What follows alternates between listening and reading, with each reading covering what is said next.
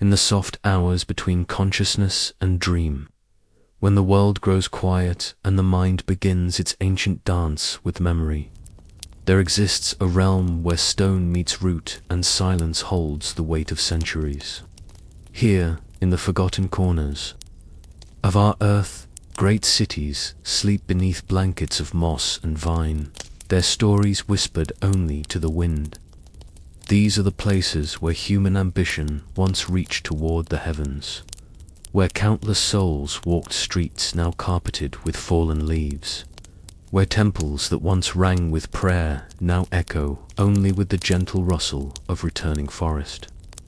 Time moves differently in these sacred ruins, flowing like honey through broken walls, carrying with it the dreams of civilizations that believed themselves eternal, yet found themselves embraced by the patient, inexorable arms of nature herself. If this journey into history gently moves you, take a second to like, share, and subscribe. It helps more sleepy minds find their way here. By the way, where in the world are you listening from? What time is it where you are? Drop a comment before you drift off. We read every single one. There is something profoundly moving about the way nature reclaims what was once hers. In the deepest jungles of Cambodia, where morning mist clings to ancient stones like the breath of forgotten gods, the great temple complex of Angkor reveals itself slowly to those who seek it. Here, in this cathedral of time, the boundaries between human creation and natural wonder have long since dissolved, creating something far more beautiful than either could achieve alone. The roots of strangler figs snake through doorways that once welcomed kings and commoners alike, their massive trunks now serving as pillars in a temple that has become something entirely new.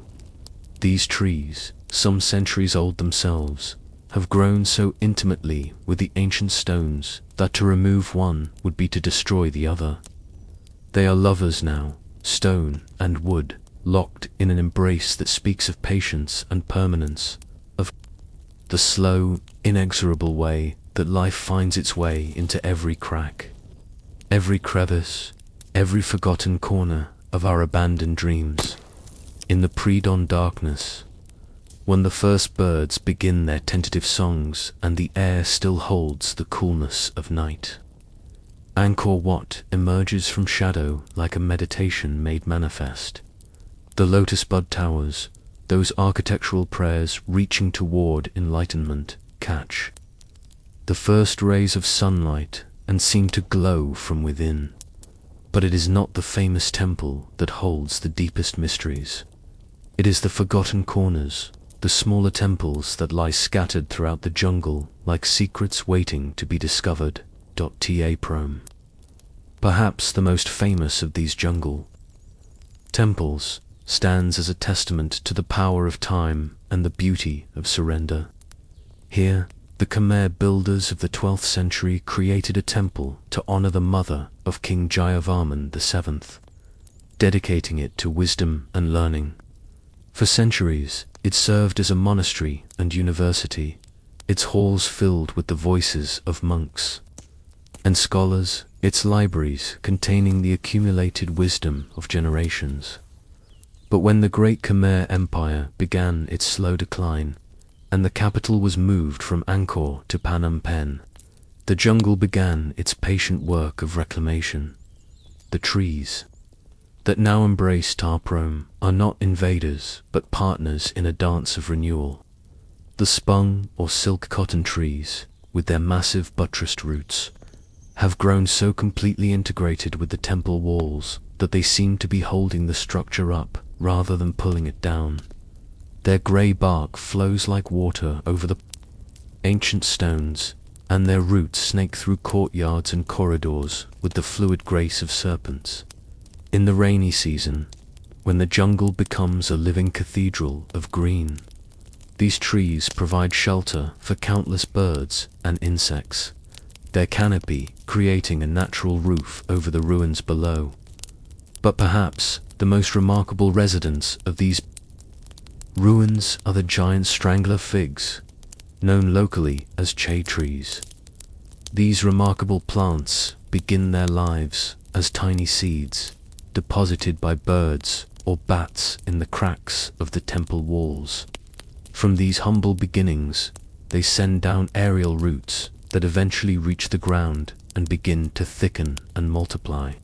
Over decades, then centuries, these roots grow into massive trunks, completely encasing whatever structure they have chosen to embrace.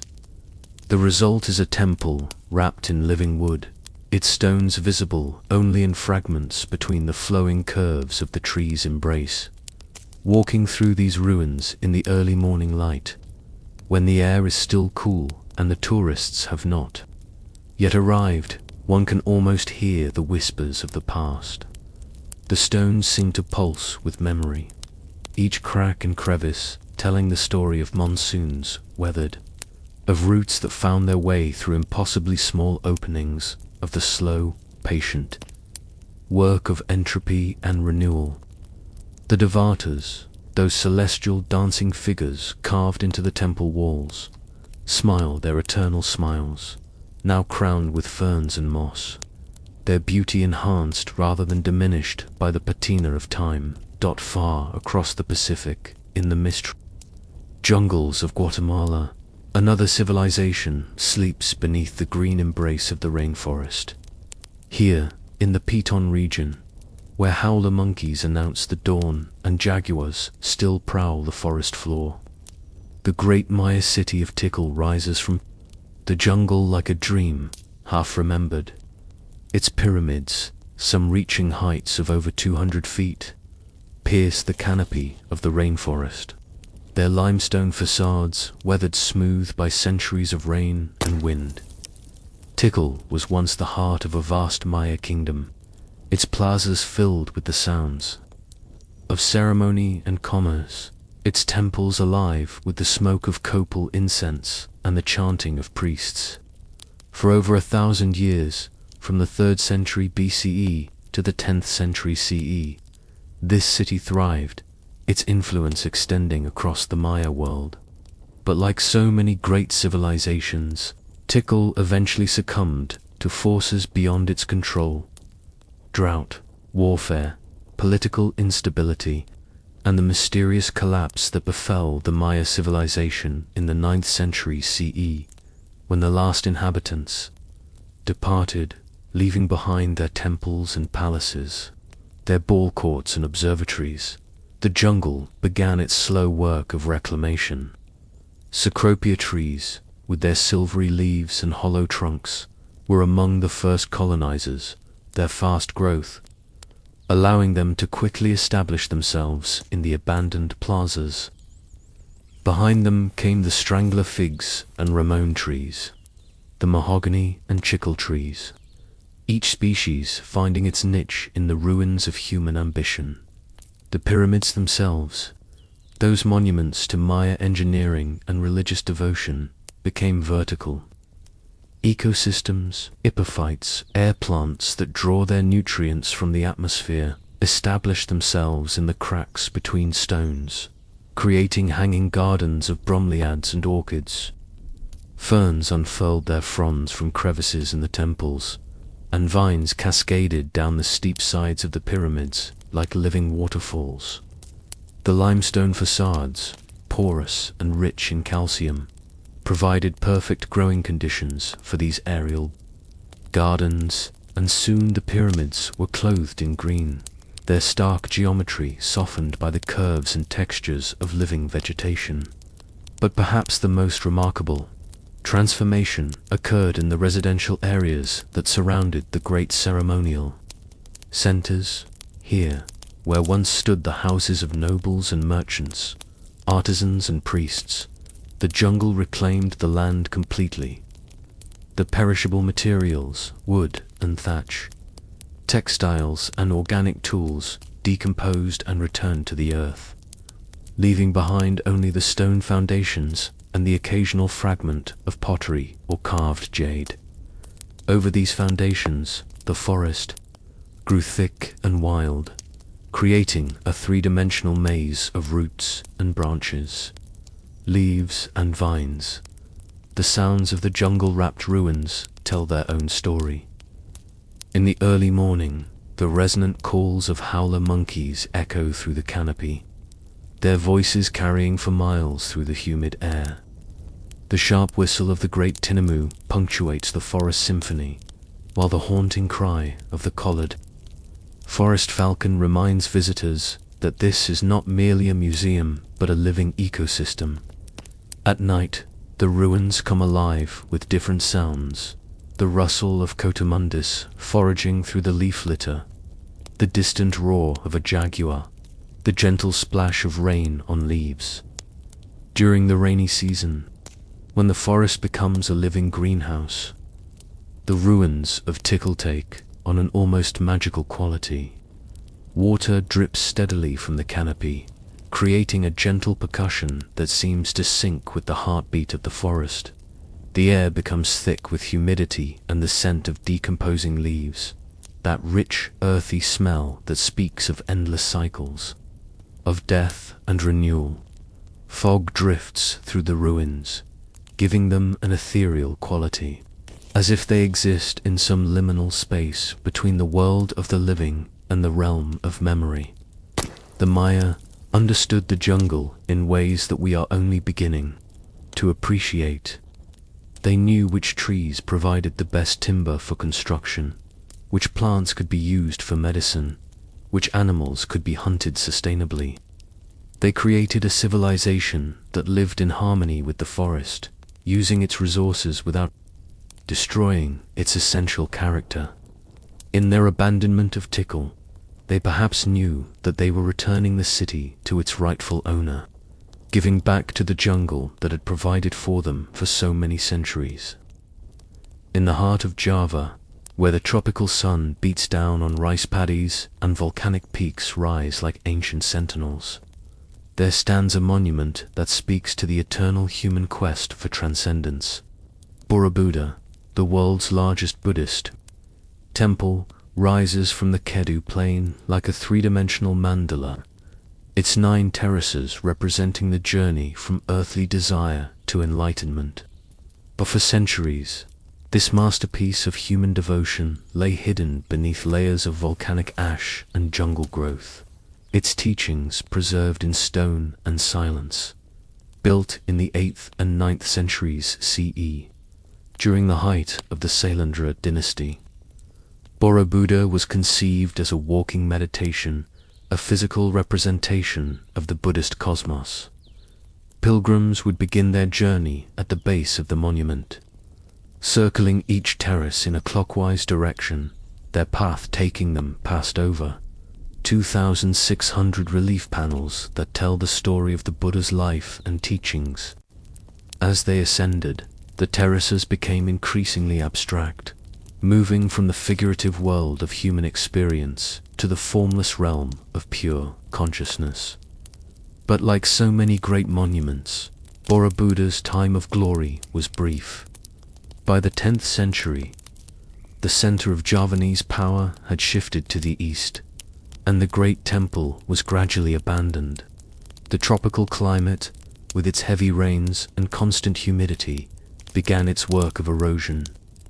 Volcanic ash from nearby Mount Marapi settled in the crevices of the stone, providing a growing medium for the seeds carried by wind and bird.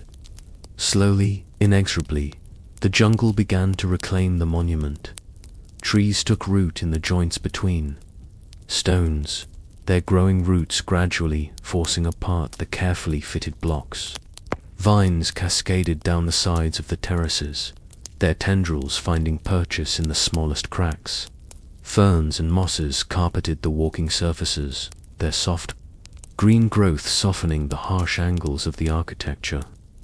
The relief panels, those masterful carvings that once guided pilgrims on their spiritual journey, became canvases for lichen and algae, their detailed narratives obscured by the slow accretion of organic matter. The circular terraces of the upper levels, where hundreds of Buddha statues sit in meditation beneath perforated stone stupas, became particularly vulnerable to the encroaching vegetation. The stupas themselves, designed to represent the formless realm of enlightenment, became homes for birds and bats, their interiors filled with the detritus of countless nesting seasons. The Buddha statues, those serene figures carved from volcanic stone, found themselves crowned with epiphytes and draped in curtains of moss. Their eternal smiles now shared with the small creatures that made their homes in the folds of their robes. For nearly 1,000 years, Borobudur slept beneath its blanket of vegetation, its teachings preserved in the darkness of the jungle's embrace. Local people knew of its existence, of course, but to them it was simply part of the landscape, a hill where the spirits of the ancestors dwelt. The great temple had become a natural feature, its human origins gradually forgotten as the jungle claimed it for its own. The rediscovery of Borobudur by Sir Thomas Stamford Raffles in 1814 marked the beginning of a new chapter in the monument's story. But the clearing of the vegetation revealed the extent to which the jungle had integrated itself with the ancient structure. Roots had grown so deeply into the stonework that their removal would have caused irreparable damage. Trees had grown, so large that they had become structural elements, their trunks and branches supporting sections of the temple that might otherwise have collapsed. The restoration of Borobudur, completed in the 1980s, was as much an act of negotiation as of preservation. The restorers had to decide which plants to remove and which to leave, which roots to cut and which to preserve. They had to find a balance between revealing the monument's original form and respecting the ecosystem that had grown up around it. The result is a temple that exists in a state of dynamic equilibrium, its ancient stones maintained by human hands, while the surrounding landscape continues its eternal cycle of growth and decay. Today, walking the terraces of Borobudur at sunrise, when the mist rises from the surrounding rice fields and the volcanoes of central Java emerge from the morning haze, one can sense the presence of all those who have walked this path before. The pilgrims of centuries past, the jungle that claimed and protected the monument, the restorers who brought it back to light, all are part of the continuing story of this sacred place. The stones remember everything, holding within their volcanic matrix the prayers of the devout, the patient work of roots and rain, the dreams of those who seek to understand the mystery of existence. In the American Southwest, where the high desert meets the sky in endless vistas of red rock and sage, there exists a different kind of abandonment, a silence that speaks not of jungle reclamation, but of the patient work of wind and time. Here, in the cliff dwellings of Mesa Verde, the ancestral Puebloan people created homes that seemed to grow from the very rock itself. Their adobe walls and stone foundations blending seamlessly with the natural architecture of the canyon walls. These dwellings, built in the 12th and 13th centuries CE, represent one of the most remarkable achievements of pre-Columbian architecture in North America. The ancestral Puebloans, once called the Anasazi, chose to build their homes in the natural alcoves of the sandstone cliffs, protected from the elements by the overhanging rock. They used the natural features of the canyon walls to their advantage, incorporating existing ledges and crevices into their architectural plans, creating structures that seemed to emerge organically from the stone itself. But by the end of the 13th century, these remarkable dwellings were abandoned, their inhabitants migrating south to join other Puebloan communities in the Rio Grande Valley and beyond. The reasons for this abandonment are complex and still debated by archaeologists. Drought, warfare, social upheaval, and resource depletion all likely played a role. What is certain is that when the last inhabitants climbed down from their clifftop homes, They left behind not ruins, but complete dwellings. Their walls intact, their roofs sound, their plazas swept clean. Unlike the jungle-wrapped ruins of Angkor or Tikal, the cliff dwellings of Mesa Verde were preserved by the absence of moisture rather than its abundance. The dry climate of the high desert and the protection offered by the overhanging rock created a natural museum, where organic materials that would have decomposed in other environments were preserved for centuries. Wooden beams and woven baskets, pottery and pictographs, all remained much as they were when the last inhabitants departed, but nature found other ways to reclaim these abandoned spaces. Pack rats, those industrious rodents of the desert, began building their middens in the empty rooms, creating massive accumulations of plant material, bone, and stone that tell the story of the changing environment over the centuries. Bats took up residence in the dark corners of the dwellings, their guano providing nutrients for the hardy plants that managed to establish themselves in the protected alcoves.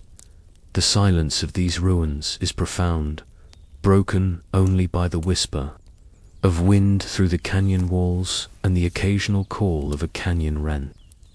In this silence, one can almost hear the echoes of the past, the voices of children playing in the plazas, the grinding of corn on stone metates, the chanting of priests, conducting ceremonies in the circular underground chambers called kivas. The absence of human voices makes these echoes seem all the more poignant, as if the very stones are trying to remember what it was like to be home to a thriving community.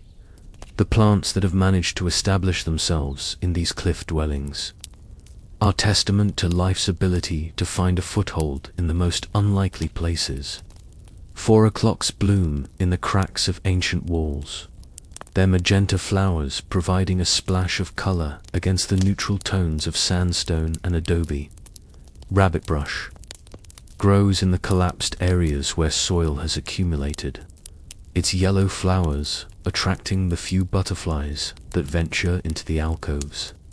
Cryptobiotic soil, that remarkable living carpet of bacteria, fungi, and algae, has begun to colonize the abandoned plazas, binding the soil and creating a foundation for other plants to follow. The preservation of these sites by the National Park Service represents a different kind of relationship between human culture and natural reclamation, rather than allowing nature to completely reclaim the ruins. As has happened in Cambodia and Guatemala, the Park Service maintains a careful balance, removing invasive species while allowing native plants to establish themselves in appropriate locations. The goal is not to freeze the ruins in time, but to slow the process of change, allowing future generations to experience something approaching what the original inhabitants might have known. Visiting these cliff dwellings in the early morning, when the first light of dawn illuminates the canyon walls and the air is still cool from the night, one experiences a profound sense of connection to the past. The structures seem to glow with an inner light, their walls warm to the touch even in the cool morning air. The silence is complete, broken only by the soft whisper of wind and the distant call of a raven. In this silence, the boundaries between past and present seem to dissolve, and one can imagine the daily life of the ancestral Puebloans, their deep connection to the land, their understanding of the rhythms of nature.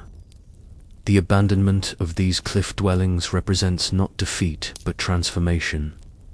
The ancestral Puebloans did not disappear, but became the modern Pueblo peoples, carrying with them the knowledge and traditions developed over centuries of life. In the desert southwest, their abandoned homes became shrines to their ancestors, places where the past lives on in stone and silence, where the patient work of wind and time continues the eternal cycle of change and renewal. The stone remembers everything the hands that shaped it, the dreams that guided its placement, the silence that followed when the last footsteps faded away. In that silence, nature begins her patient work of reclamation, weaving new stories into the ancient foundations of human ambition.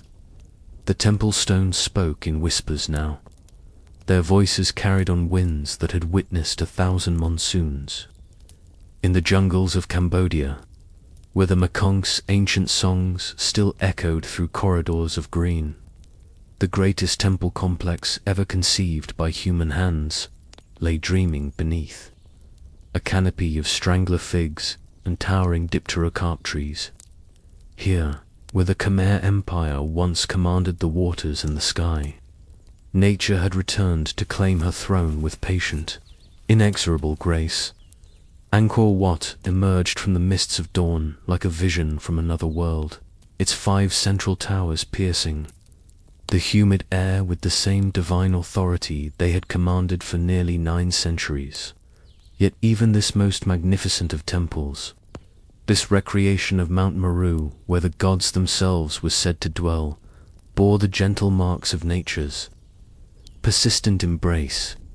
Lichen painted abstract murals across the sandstone walls, and delicate ferns had taken root in the joints between massive blocks, their fronds creating living tapestries that shifted and swayed with each breath of the tropical wind.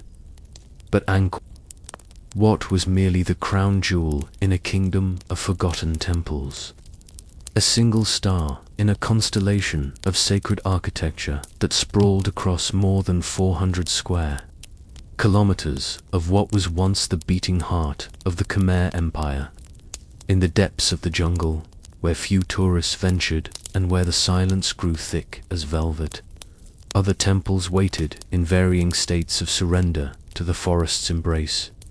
These were the lost children of Angkor, the forgotten shrines where time had moved differently, where nature had been allowed to weave her ancient magic without interference from restoration efforts or preservation societies. Prohm stood as perhaps the most eloquent testament to this eternal dance between human ambition and natural reclamation. Built in the late 12th century as a monastery and university, it had been deliberately left in much the same condition as when French explorers first stumbled upon it in the 19th century. Here, the jungle had not merely encroached upon the temple, it had become the temple. Massive silk cotton trees and strangler figs had grown through the very heart of the structure, their roots weaving between stones with the patience of centuries, their trunks rising like pillars to support roofs of living green instead of carved stone. The most magnificent of these arboreal inhabitants was a towering spung tree, its trunk so enormous that it would take a dozen people holding hands to encircle it. This ancient giant had grown directly through the roof of the temple's inner sanctuary, its roots cascading down the walls like frozen waterfalls of wood and bark. Local guides spoke of this tree in hushed tones, calling it the mother of the temple, the guardian spirit that had chosen to merge its own immortal life with the human dreams carved in stone below. In the dappled light that filtered through its canopy, the boundary between temple and forest, between past and present, between human and divine, seemed to dissolve entirely. Walking through Prohm in the early morning hours, when the mist still clung to the ancient stones and the only sounds were the distant calls of gibbons and the gentle drip of dew from leaf to leaf, visitors often reported a profound sense of witnessing something sacred. This was not merely ruins being reclaimed. By nature, this was nature and culture engaged in a collaborative act of creation that transcended both. The temple walls, where once the finest artisans of the Khmer Empire had carved celestial dancers and mythical creatures, now hosted delicate orchids and luminescent mushrooms that seemed to glow with their own inner light in the perpetual twilight of the forest floor. Yet Prohm was not unique in its transformation. Throughout the sprawling complex of Angkor, dozens of lesser-known temples had undergone similar metamorphoses. Priya Khan, once a vast monastic complex housing over 1,000 monks, now stood as a labyrinth where stone corridors led to chambers roofed with living branches, where carved doorways opened onto halls carpeted with fallen leaves instead of ancient stones. The temple of Banti Shrai, though more carefully maintained, still showed the gentle touch of time in the moss that softened the edges of its exquisite pink sandstone carvings, making the faces of gods and demons appear to emerge from and dissolve back into the living rock-like figures in a half-remembered dream. The jungle that had claimed these temples was itself a character in this ancient story, a green ocean of incomprehensible diversity and patience. This was not the aggressive, destructive force that modern minds might imagine, but rather a slow, thoughtful intelligence that had spent centuries learning the contours of human ambition, studying the ways that mortals built their dreams in stone and metal and wood. The forest had not conquered the temples, it had absorbed them, integrated them into its own vast and patient consciousness until the distinction between natural and artificial became not just blurred but irrelevant. In the deeper recesses of the Angkor complex, where even the most dedicated archaeologists rarely ventured, temples existed in states of such complete integration with the forest that they appeared more like natural formations than human constructions. Here, entire galleries had been transformed into green tunnels where the roof was living branches and the walls were curtains of hanging roots. Stone Nagas, the serpent guardians of Khmer mythology, seemed to writhe and move as vines wound around their carved coils, bringing the ancient symbols to life in ways their creators could never have imagined. The pools and moats that once reflected the glory of the temple towers now harbored communities of water lilies and lotus flowers, their blooms opening and closing in daily rhythms that had continued unbroken for centuries. Fish swam where once sacred fires had burned, and turtles basked on stones where once monks had chanted their evening prayers. The water itself had become a mirror not just of sky and cloud, but of time itself, reflecting both the eternal and the ephemeral in its dark, still surface. Even more profound was the way the jungle had learned to honor the spiritual essence of these places. The trees that grew within the temple compounds seemed to arrange themselves with an almost conscious reverence for the sacred geometry of the original architecture. They framed doorways without blocking them, created new chambers without destroying old ones, and provided shade and shelter in ways that felt intentional, purposeful, as if the forest itself had become a devotee of the ancient gods who once dwelt in these stone halls, across the vast waters of the Pacific. In the rainforests of Guatemala, where the howler monkeys announced each dawn with voices that carried for miles through the green cathedral of the jungle, another civilization's dreams lay wrapped in the embrace of living wood and leaf. Tikal rose from the forest floor like a vision from the deepest reaches of time, its pyramid temples reaching toward the sky through breaks in the canopy that had been carefully maintained by the Maya for over a millennium, only to be abandoned to the patient ministrations of cecropia trees and mahogany giants when the great cities fell silent. The Maya had understood something profound about the relationship between human settlement and the natural world, something that modern civilizations had largely forgotten. They had not built their cities in opposition to the jungle, but rather as part of it, creating urban environments that breathed with the rhythms of the rainforest, that channeled water like the forest channeled rain, that rose and fell with the seasons like the great trees themselves. When the end came not with fire and sword, but with the slow, inexorable pressure of drought and political collapse, the jungle had not conquered Tikal, so much as it had simply resumed its ancient role as the larger context within which human dreams played out their brief, bright lives. Temple IV, the tallest structure in the pre-Columbian Americas, still thrust its limestone bulk above the forest canopy, but its summit had become a garden in the sky where bromeliads collected rainwater. In their cupped leaves and orchids bloomed in seasons known only to themselves. The great staircase that had once carried Maya priests to commune with the gods now provided purchase for the roots of stranger figs, their pale, questing tendrils feeling their way down. The ancient stones with the infinite patience of plants that measure time not in years but in centuries. What struck visitors most profoundly about Tikal was not the way nature had invaded the temples, but the way the temples had become nature.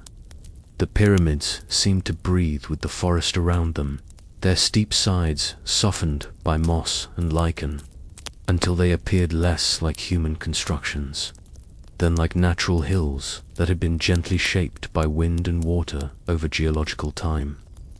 The plazas between the temples, once bustling with merchants and priests, scholars and artisans, now hosted communities of coatis and agoutis, their daily foraging creating new paths through spaces once reserved for sacred processions. In the Temple of the Grand Jaguar, where the remains of Maya kings once lay surrounded by jade and obsidian, the dim chambers now echoed with the flutter of bat wings and the soft rustle of palm fronds that had somehow taken root in the perpetual twilight of the inner sanctum.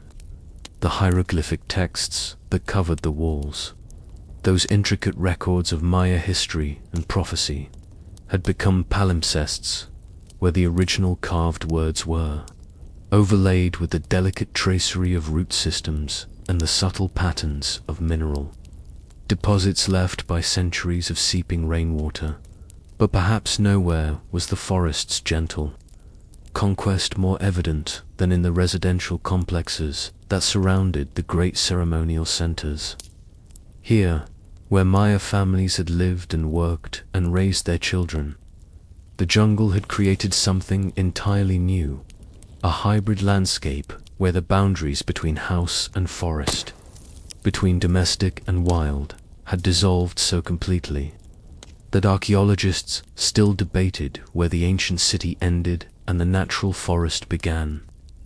Room walls had become the supports for hanging gardens of ferns and bromeliads, and courtyards had transformed into secret groves, where jaguars came to drink from rainwater pools that had once been household cisterns.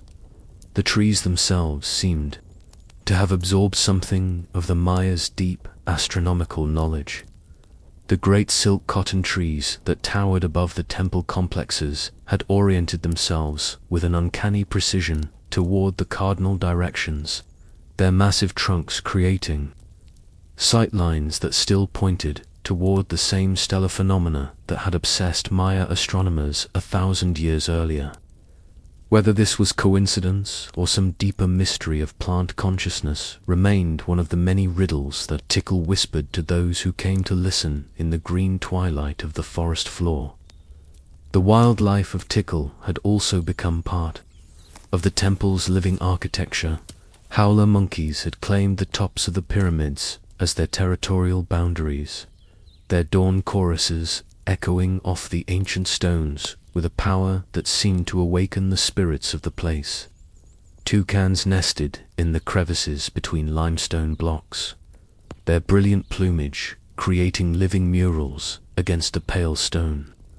Most magnificent of all were the jaguars, those sacred animals of Maya mythology who had returned to hunt in the shadows of the temples where their images were carved in stone, completing a circle of meaning that transcended the boundaries between symbol and reality. In the rainy season, when the forest came alive with the sound of falling water and the air itself seemed to shimmer with moisture, Tikal revealed its most profound secret. The temples were not separate from the forest, but were the forest's own cathedrals. Natural formations that had been refined and perfected by human hands, but never divorced from their essential wildness. The Maya had simply been gardeners on a vast scale, tending a landscape that was always, at its deepest level, more plant than human, more root than stone, more dream than waking reality. At night, when the darkness was so complete that visitors could not see their own hands in front of their faces, the temples seemed to dissolve entirely into the breathing darkness of the forest. Only the occasional call of a night bird or the distant crash of a falling branch marked the passage of time. In these moments, it became clear that the Mayas' greatest achievement was not the construction of their temples, but their understanding of how to build in harmony with forces far greater and more patient than human civilization. They had created architecture that could survive not just the collapse of empires, but the far more gradual and inexorable process of being loved back into the earth by the forest itself. On the island of Java, where the volcanic soil was so rich that it seemed to pulse with its own dark fertility, where the monsoons brought life and death in equal measure, another monument to human spiritual ambition lay dreaming in its garden of green shadows. Borobudur, the world's largest Buddhist temple, rose from the Kedu plain like a mountain made of meditation itself, its terraces ascending through the Dharma realms from earth to sky in perfect stone geometry that had been softened by centuries of tropical rain and the patient ministrations of ferns and orchids. Unlike the jungle-claimed temples of Cambodia and Guatemala, Borobudur's relationship with nature was more subtle, more nuanced, like a conversation between two old friends who had learned to speak in gestures and silences rather than words. The temple had been buried for centuries beneath layers of volcanic ash and jungle growth, hidden so completely that it passed into legend, becoming a whispered story of a great stone mandala that had once taught the path to enlightenment, but had been lost when the earth itself decided to keep its secrets. When Sir Thomas Stamford Raffles and his team of local workers finally uncovered Borobudur in 1814, they found a temple that had been preserved not by human effort, but by the protective embrace of the earth itself.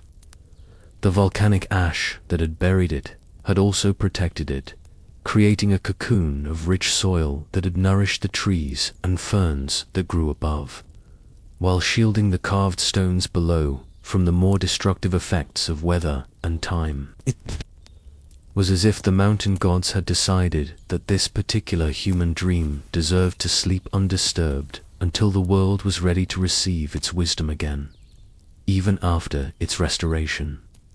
Borobudur retained an intimate relationship with the natural world that surrounded it. The temple was designed as a three-dimensional mandala, a cosmic diagram that guided pilgrims through the Buddhist understanding of reality from the earthly realm of desire, through the realm of form, to the formless realm of pure enlightenment. But nature had added its own layers to this spiritual journey, creating a fourth dimension of meaning that the original architects could not have anticipated. The temple's stone panels, carved with scenes from the life of the Buddha and the stories of bodhisattvas who had sacrificed their own enlightenment to help others find the path, now hosted communities of tiny plants that had taken root in the joints between stones.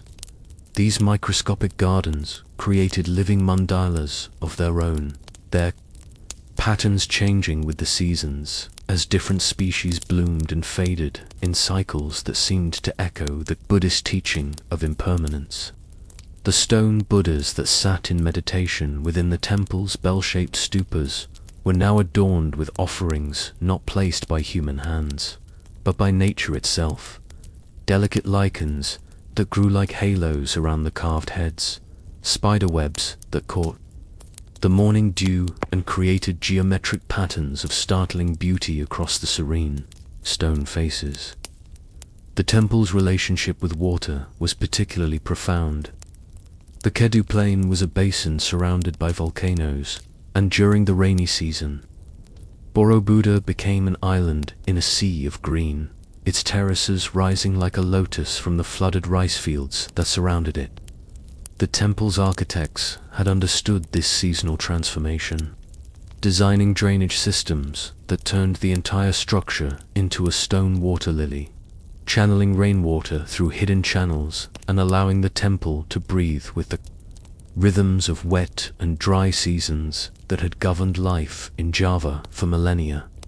But it was in the pre-dawn hours, when the mist rose from the surrounding valleys and the temple seemed to float in a sea of white clouds, that Borobudur revealed its deepest secret.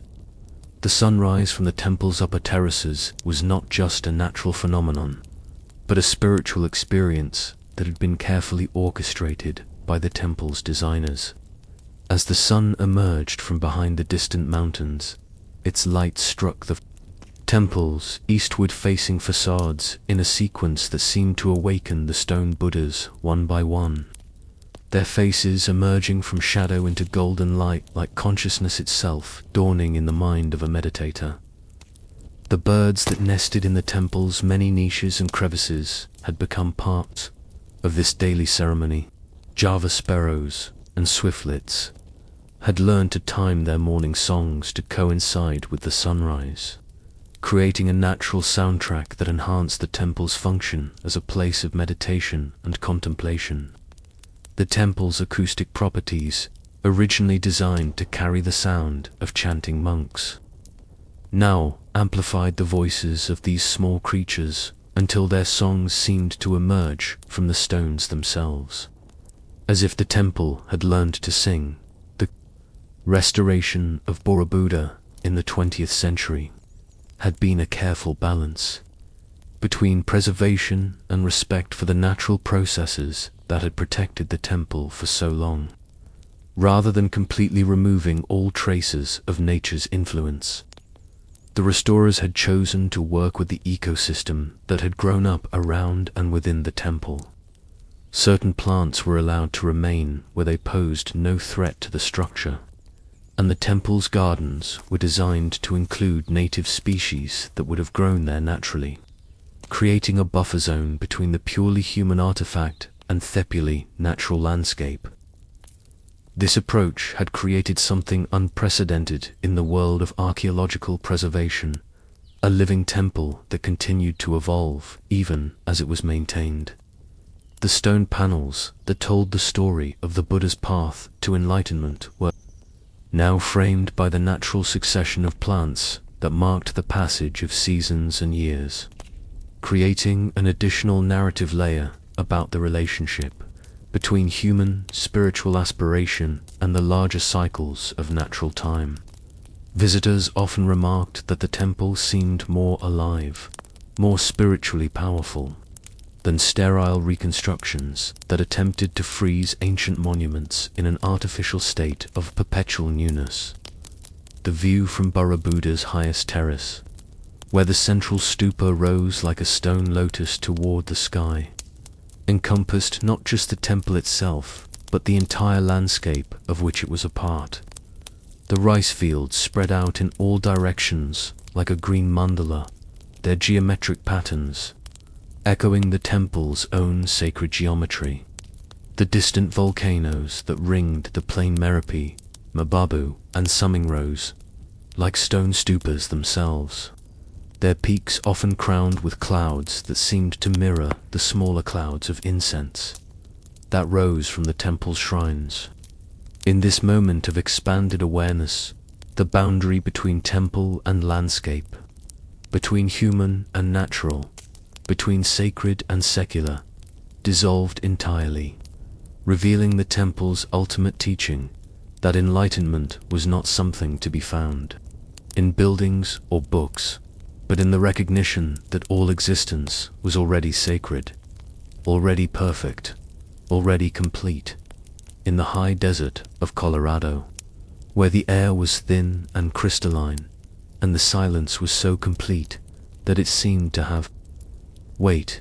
Another civilization had found a different way to live in harmony with the natural world.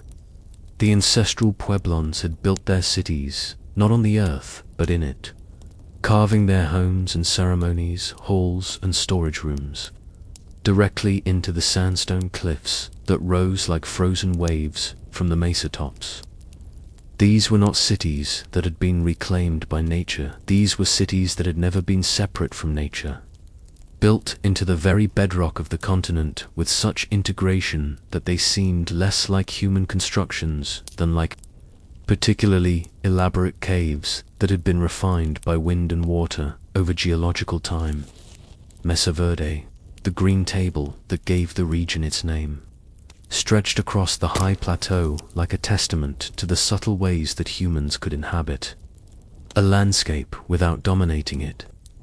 The cliff dwellings that nestled in the alcoves beneath the mesa rim were masterpieces of adaptive architecture, structures that used the natural properties of the sandstone to create living spaces that were cool in summer and warm in winter, that channeled water during the brief but intense thunderstorms of the desert summer, and that provided protection from both the elements and potential enemies, while maintaining visual and spiritual connections to the vast landscape that surrounded them. Cliff Palace, the largest of the Mesa Verde dwellings, housed over 100 people in a multi-story complex that seemed to grow organically from the rock face itself. The builders had understood the stone so intimately that they could predict how it would crack and weather, how it would expand and contract with temperature changes, how it would channel water and wind. They had worked with these natural forces rather than against them, creating architecture that was more like a collaboration between human intelligence and geological process than a simple matter of imposing human will upon resistant materials. The abandonment of Mesa Verde around 1300 CE remained one of the great mysteries of North American archaeology, but the cliff dwellings themselves provided clues about the relationship between human communities and environmental change.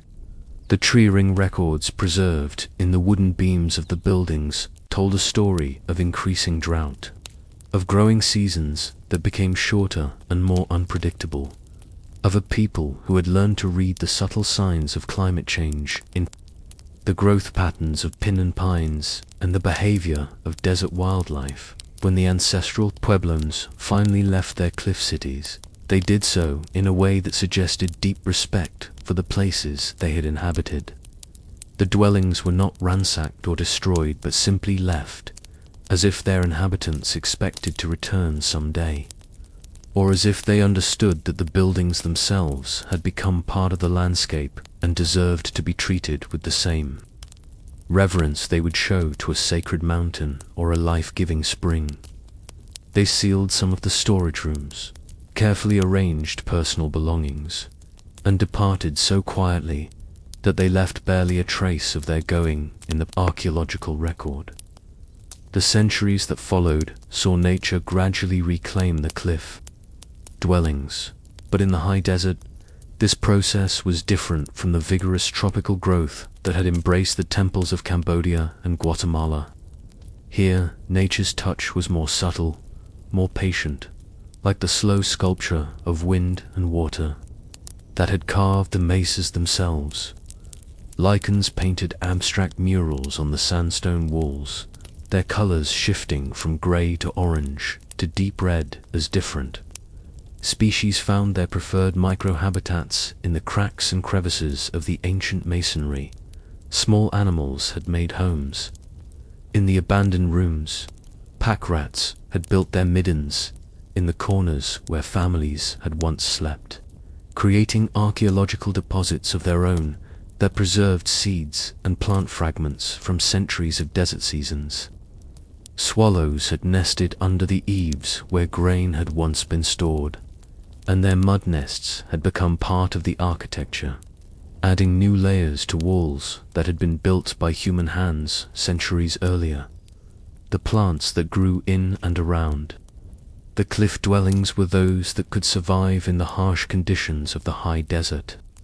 4 o'clocks that bloomed in the brief coolness of evening, Indian paintbrush that added splashes of red to the muted palette of stone and sky, and ancient pine and pines that had been old when the cliff dwellings were new and that now served as living monuments to the persistence of life in seemingly impossible places.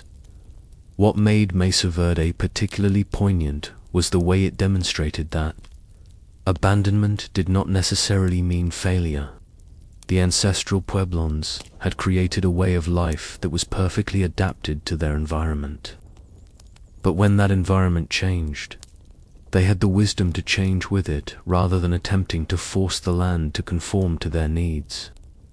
Their departure from the cliff dwellings was not a retreat, but a recognition that true sustainability meant knowing when to hold on and when to let go. Standing in the courtyard of Cliff Palace at sunrise, when the first light turned to sandstone, walls to gold, and the silence was broken only by the call of a canyon wren, visitors often experienced a profound sense of continuity that transcended the centuries. The dwellings felt not abandoned but expectant, as if they were waiting for their inhabitants to return from a hunting trip or a visit to relatives in a distant canyon.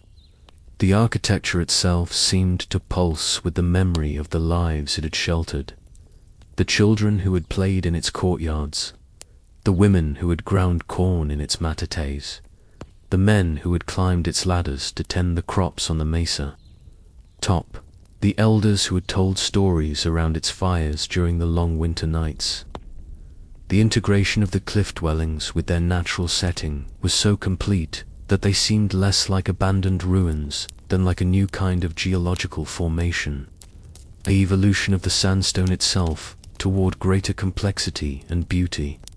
The walls that human hands had built had weathered to match the natural rock faces around them, and the empty doorways and windows had become frames for views of the landscape that stretched to the horizon in all directions, creating a sense that the buildings themselves were looking out at the world with the patient, eternal gaze of the stone from which they had been carved in this high desert landscape, where every drop of water was precious and every plant had to fight for survival.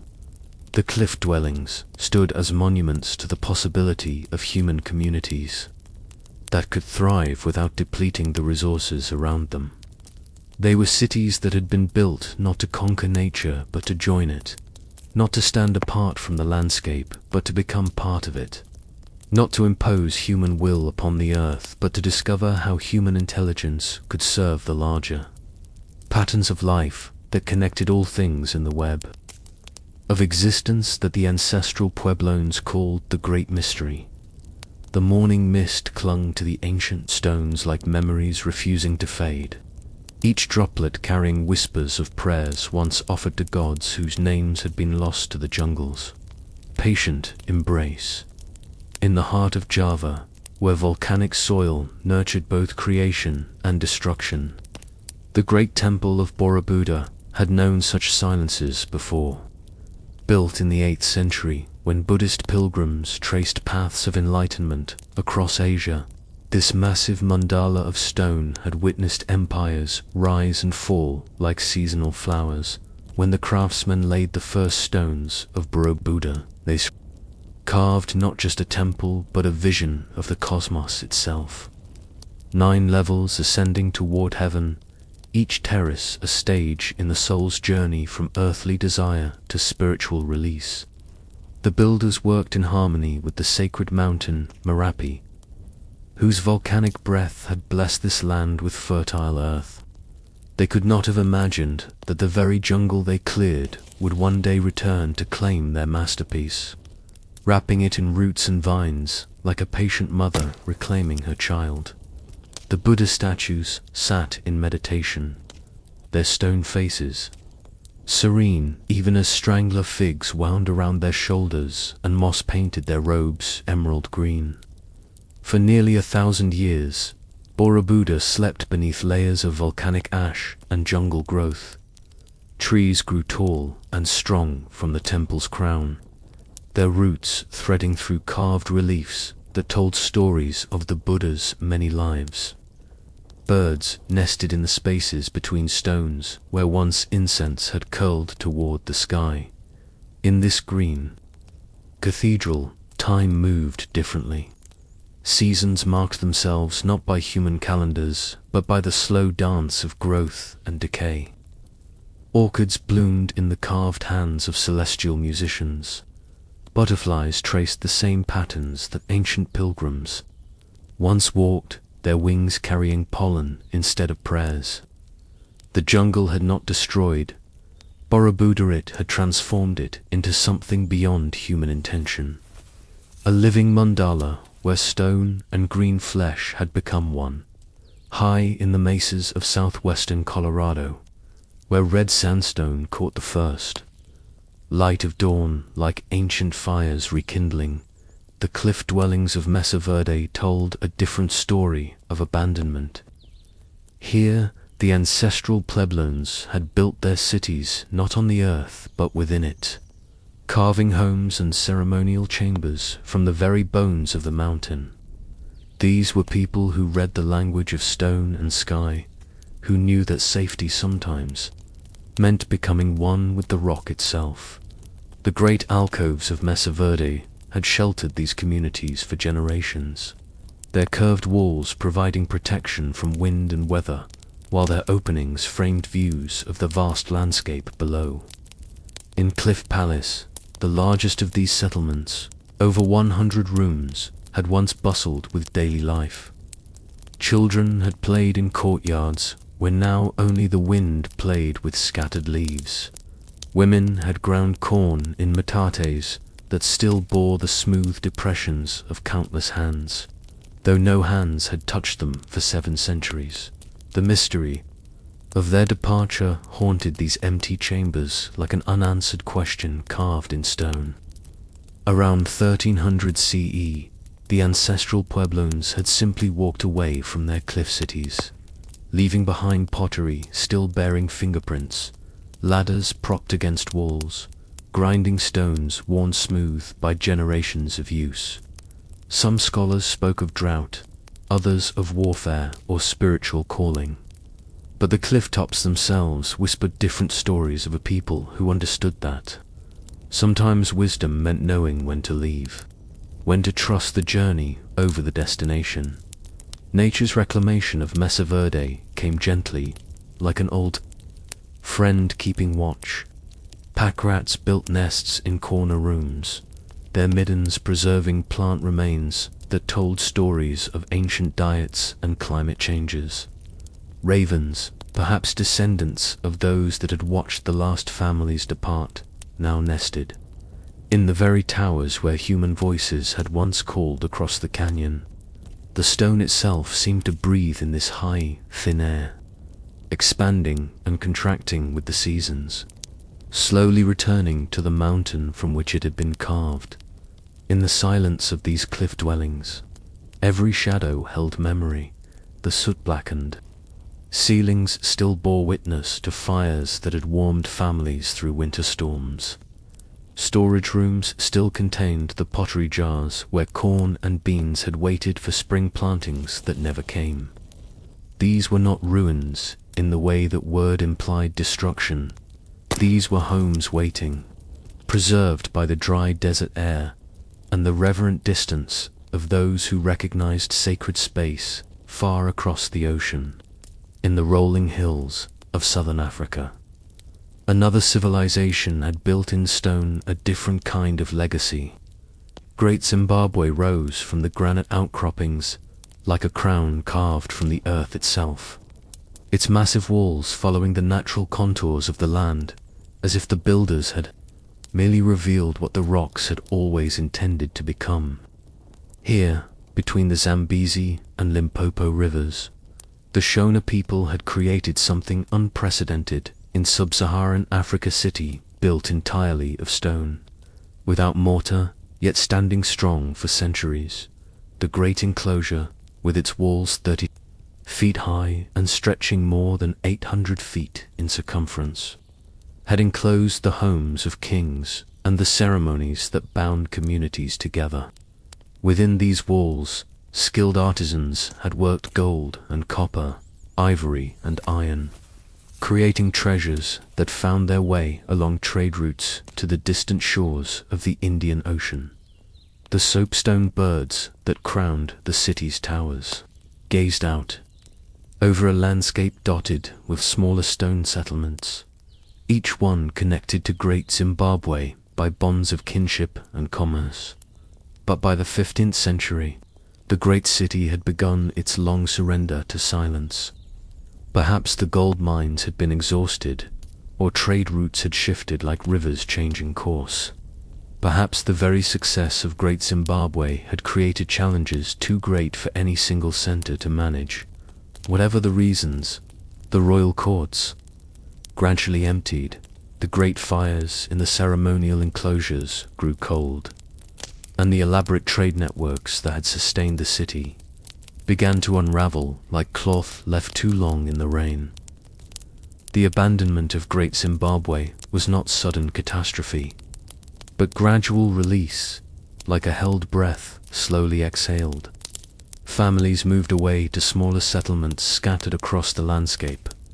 The great walls, built without mortar but with such precision that a knife blade could not slide between the stones, began their patient wait for rediscovery. Acacia trees grew in the courtyards where once the Zimbabwe bird totems had presided over ceremonies. Baobab trees, ancient even when Great Zimbabwe was young, continued their slow count of seasons, their massive trunks becoming archives of climate and change in the hill complex, where the earliest inhabitants had built their homes among the granite boulders. The stones themselves seemed to hold memory. The cave where the great Zimbabwe birds had been found still echoed with the sense of sacred purpose, though the ceremonies they had witnessed had become mysteries wrapped in the silence of centuries. Archaeologists would later puzzle over the sophisticated drainage systems, the carefully planned architectural spaces, the evidence of a complex society that had flourished and departed with a grace that left few answers and many questions. The savanna grasses grew tall in the abandoned courtyards, their golden waves in the dry season mimicking the wealth that had once flowed through these stone corridors. Wild fig trees sent roots deep into crevices between the great blocks, their branches eventually growing large enough to shade walls that had once sheltered royal councils. This was not destruction, but transformation Great Zimbabwe had become. Part of the landscape it had once dominated, its stones slowly returning to the granite mountains from which they had been quarried. High in the Peruvian Andes, where clouds drifted between mountain peaks like the breath of sleeping gods, another lost city had kept its secrets in the embrace of the cloud forest. Machu Picchu, the old peak in the Quechua language, perched on its mountain ridge like an eagle's nest between the earthly and divine realms. This was a city that had never truly been lost to its builders' descendants, though it had become invisible to the outside world, hidden behind veils of mist and the green curtains of the cloud forest. The Inca architects who had shaped Machu Picchu in the 15th century understood that they were building not just with stone, but with landscape itself. Every structure followed the sacred geography of the mountains, every wall aligned with celestial movements, every fountain channeled the water that the Inca revered as the blood of the earth. They built not to conquer this precipitous landscape, but to join it, creating a city that seemed to grow from the mountain's bones rather than sitting upon its surface. When the Spanish conquistadors swept through the Inca Empire, their horses and steel and diseases spreading like wildfire through the carefully maintained road networks, Machu Picchu had remained untouched on its cloud-wrapped peak. Perhaps it was too remote, too difficult to reach. Perhaps it was protected by the very mists that had hidden it from prying eyes. Or perhaps the Inca had understood something about sanctuary that their conquerors never grasped, that true refuge lay not in walls and weapons, but in harmony with the unforgiving beauty of the high mountains. The cloud forest had embraced Machu Picchu with a gentleness born of mutual respect. Orchids bloomed in the joints between perfectly fitted stones. Spectacled bears, sacred to the Inca, still wandered. The terraces where quinoa and potatoes had once grown. The llamas that grazed among the ruins moved with the same sure-footed grace as their ancestors, who had carried burdens up these impossibly steep paths when the city still hummed with daily life. In the Temple of the Sun, where Inca priests had once tracked the movements of Inti, their solar deity, the windows still framed the same celestial dance that had guided agricultural cycles and religious ceremonies. The Intihuatana stone, the hitching post of the sun, continued its ancient function of marking time and season, though no human hands now touched its carved surfaces with ritual reverence. The sundial's shadow moved across stone faces worn, smooth by centuries of wind and rain, counting hours that had become eternity. The agricultural terraces that stepped down the mountain's face, like a green stairway to the clouds, had continued to function even in abandonment. The sophisticated drainage systems that Inca engineers had built still channeled water with the precision of clockwork.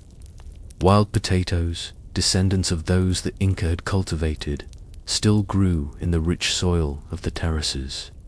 The vacucas that wandered these high pastures were perhaps relatives of those that had provided wool for the royal family's ceremonial garments.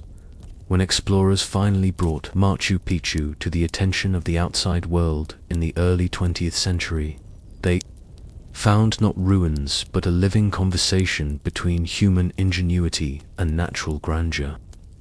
The city had not been destroyed or abandoned so much as it had been returned to the mountain's keeping, held in trust by the cloud forest until the time came for its rediscovery. The stones still fit together with such precision that not even the roots of centuries could pry them apart. In these mountains where the air grew thin and the gods seemed close enough to touch, time moved differently than in the valleys below. A day might stretch into eternity as clouds gathered and dispersed around the peaks, or years might pass in what felt like moments as the sun traced its path across skies unmarked by human ambition. The Huayna Picchu, the young peak that loomed over the ancient city, had watched civilizations rise and fall with the patient indifference of geological time. The sacred valley spread below like a green river flowing between mountain ranges, its floor dotted with villages where the descendants of the Inca still spoke Quechua and still maintained terraces their ancestors had carved from impossible slopes. From Machu Picchu's heights, the connection between past and present seemed as clear as the mountain air itself. The city had not died, it had simply changed its relationship with time, becoming eternal rather than temporal, sacred rather than merely functional. Deeper in the cloud forest, where few modern feet had trodden the ancient paths, lay another Inca city that made Machu Picchu seem crowded by comparison. Choquequirao, the cradle of gold, perched on an even more remote ridge across the Apurimac Canyon, its terraces and temples still largely held in the embrace of the cloud forests. Green silence. Here, the relationship between human architecture and natural wilderness had reached an even more profound integration.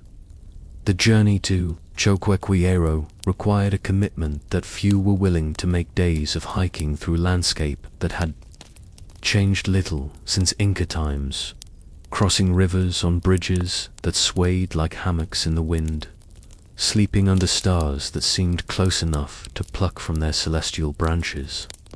Those who made this pilgrimage arrived not as tourists, but as participants in an ancient conversation between earth and sky, stone and spirit.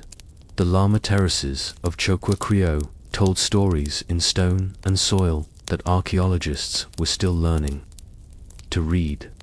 These agricultural platforms, decorated with white stone inlays that depicted llamas in profile, represented a sophisticated understanding of both farming and art, utility and beauty woven together like the finest Inca textiles. The terraces still functioned as their builders had intended, channeling rainwater and preventing erosion while creating microclimates for different crops. In the early morning, when mist rose from the Oprimac River far below, Choquequirao seemed to float above the clouds, like a city of the gods. The silence here was not empty, but full pregnant with the sounds of wind through ruins, the calls of mountain birds, the distant murmur of water over stone. This was silence that invited listening, that suggested truths beyond the reach of words or even thoughts. The cloud forest that embraced Choquequirao was itself a kind of city, a vertical ecosystem where every level from canopy to forest floor sustained different communities of life. Orchids bloomed in the high branches where sunlight filtered through leaves like stained glass windows.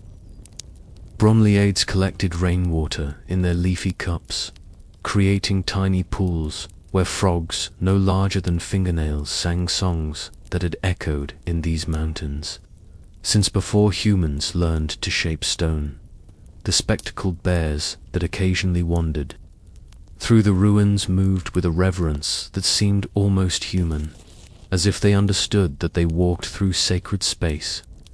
These bears, the only native bears of South America, had been sacred to the Inca, associated with the constellation they called the partridge.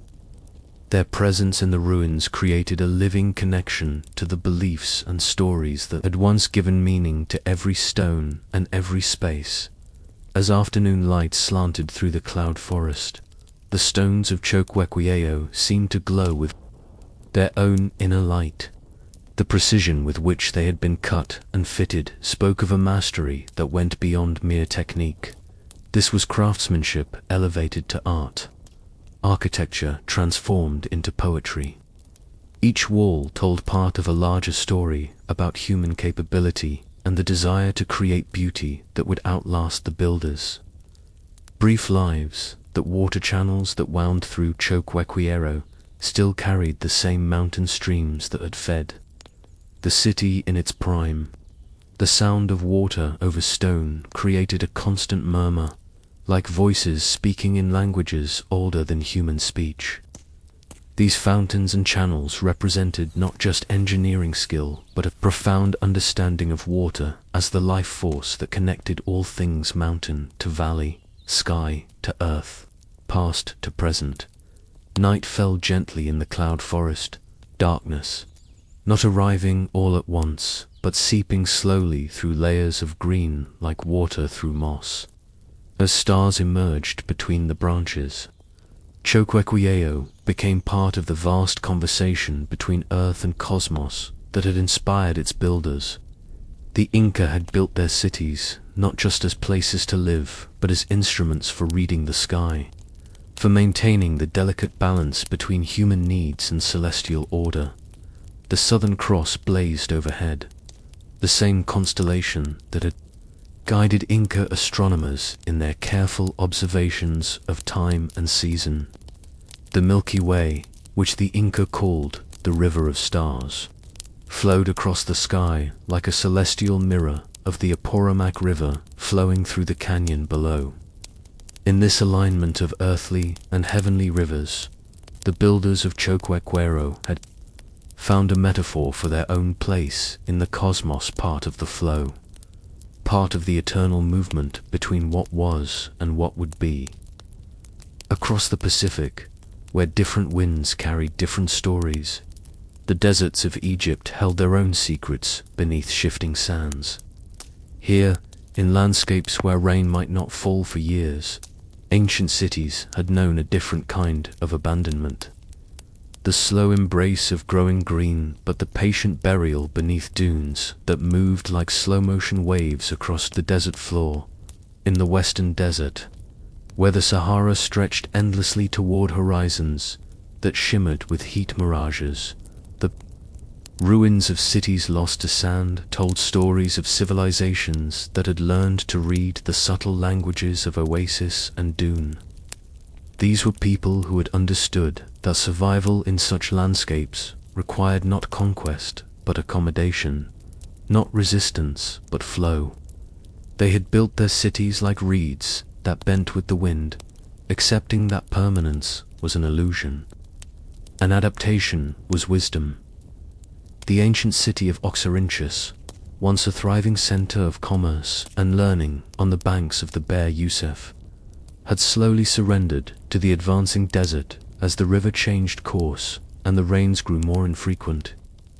What had once been a city of perhaps 100,000 souls, with theaters and temples, schools and shops, gradually became a landscape of mounds and scattered pottery sherds. The desert had claimed it not with violence but with patience, one grain of sand at a time. The papyri found in the ruins of Oxyrhynchus, hundreds of thousands of fragments of text, had been preserved by the very aridity that had made the city uninhabitable. Personal letters, tax records, religious texts, fragments of lost plays and poems all had been kept safe in the dry sand, like messages in bottles cast upon an ocean of time. The desert had become an archive, preserving in its shifting libraries the daily life of a civilization that had learned to write its stories on fragile reed paper. In these preserved fragments, archaeologists could read the intimate details of lives lived at the edge of survival. A mother's letter to her son, studying. In Alexandria, a farmer's complaint about flood levels. A schoolchild's exercises in Greek grammar. The desert had kept these voices safe in ways that green landscapes never could, creating a kind of time capsule where the mundane became precious simply by surviving the centuries. The great Sphinx of Giza had known such burial and resurrection many times in its long vigil beside the pyramids.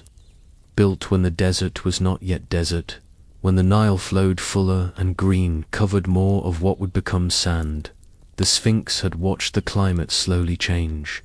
Periodically, shifting dunes would bury the great statue up to its neck, leaving only the head visible above the sand like a stone island in a golden sea.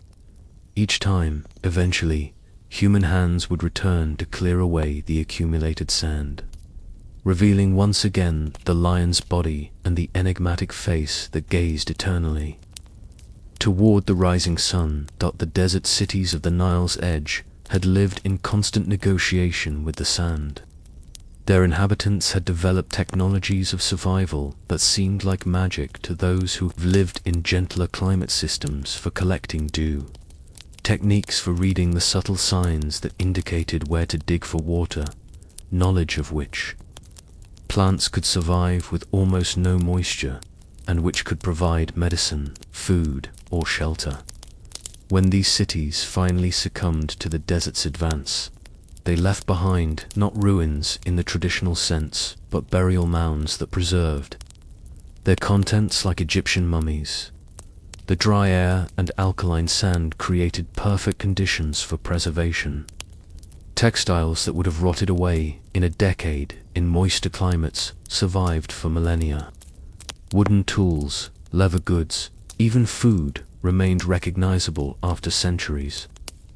Of burial, the rhythm of desert time was different from the rhythm of forest or mountain time.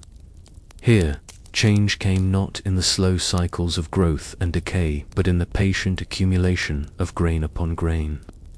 The imperceptible shift of dunes that might take decades to reveal their new configurations.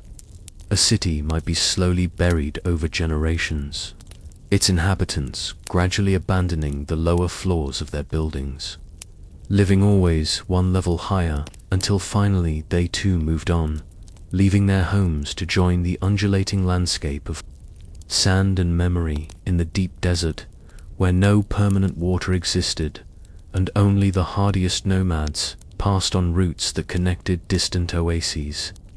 Archaeologists sometimes found the remains of settlements that had been established during brief periods when climate shifts brought enough rain to sustain agriculture.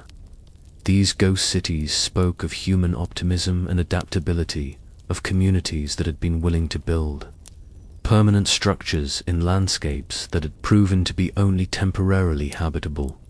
The pottery sherds scattered across these desert sites created archaeological poems written in fired clay. Each fragment told part of the story of daily life, of cooking pots and storage jars, of decorative vessels used for special occasions. The styles and techniques changed over time, creating a chronology that archaeologists could read like tree rings, each layer revealing something about the people who had lived and worked and hoped in these now empty places. As the sun set over these buried cities, the desert transformed from brown and beige to rose and gold, the sand dunes taking on the warm colors of burnished copper. In this light, the mounds and depressions that marked ancient settlements seemed to pulse with their own inner rhythm, as if the cities slept rather than having died, waiting for some future season when the rains might return and human voices might again echo across these silent spaces. The night sky above the desert burned with stars undimmed by moisture or vegetation, the same stars that ancient astronomers had used to navigate both physical and spiritual journeys. The Milky Way stretched across the heavens like a river of light, connecting these buried cities to civilizations around the world that had also learned to read the messages written in celestial fire. In this vast silence, where only the wind spoke and only the sand moved, time seemed both endless and instantaneous, each moment stretching toward eternity while centuries compressed into heartbeats. The desert had taught its children a different relationship with permanence and change.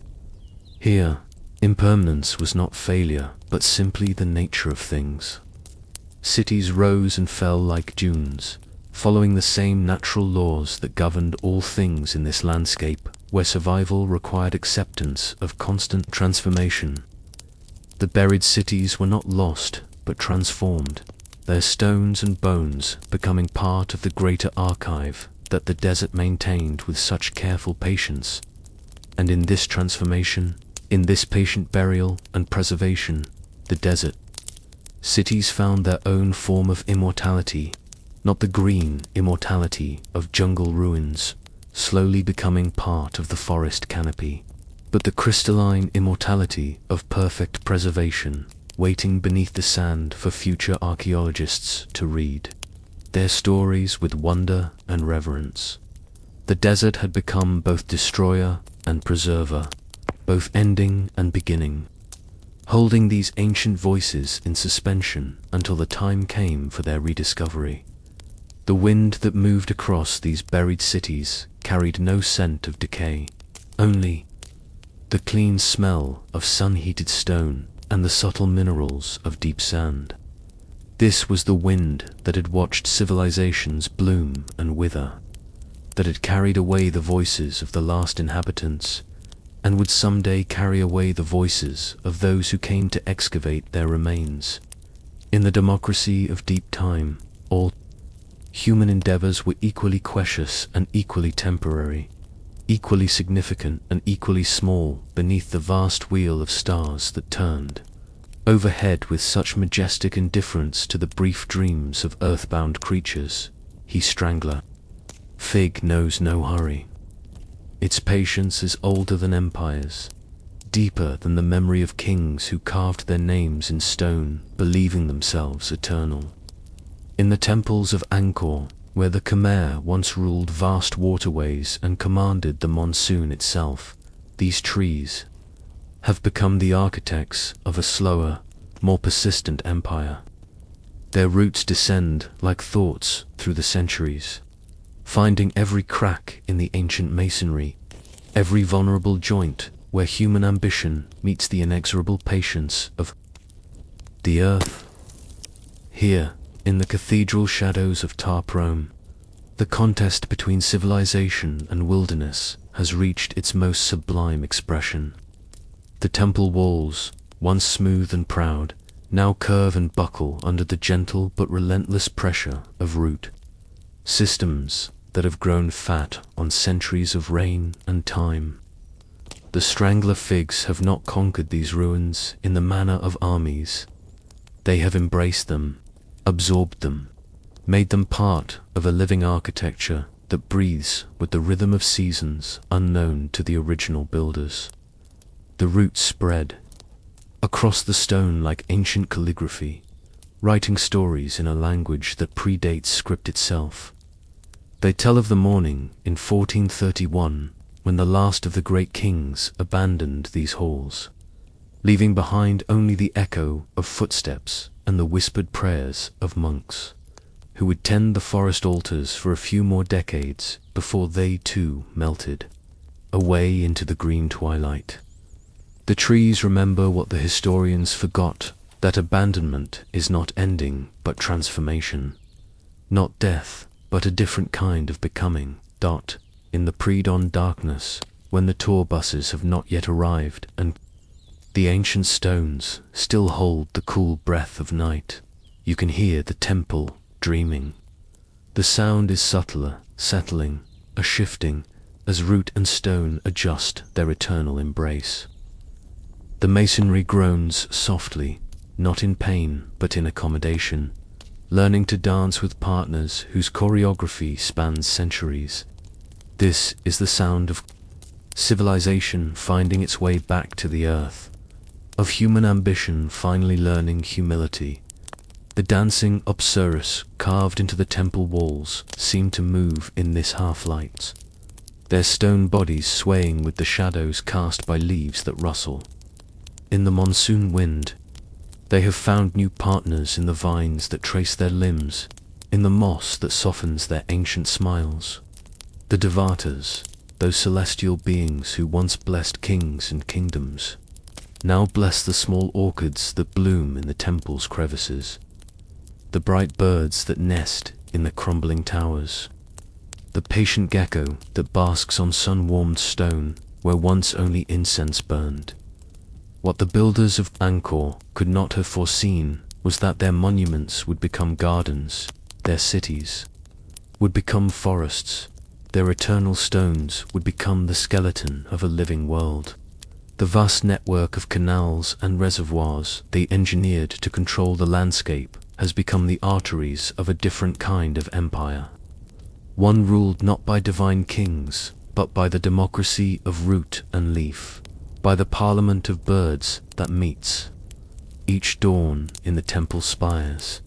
The Borde, those massive reservoirs that once reflected the glory of Angkor Wat's towers, now mirror only clouds and the flight of herons. The water hyacinth floats where once royal barges carried the god king in processions that could be seen from miles away. Lotus blooms where courtiers once knelt, and the ancient hydraulic system that once demonstrated human mastery over nature now serves a different master entirely, the patient, persistent, all-embracing forest that has made this human artifact part of its own vast organism. In the outer temples, where the jungle has gained complete dominion, entire structures have vanished beneath living walls of green. The roots of vast dipterocarp trees have woven themselves through doorways that once admitted only the most privileged courtiers. The forest floor is littered with carved stones, fragments of lintels, pieces of pedestals, the scattered hieroglyphs. of a civilization that thought itself permanent. Now they serve as foundations for ferns, as perches for epiphytes, as the substrate for a calligraphy written in moss and lichen. The archaeologists who first mapped these ruins in the colonial period spoke of clearing the forest from the temples, as if the trees were intruders rather than inheritors.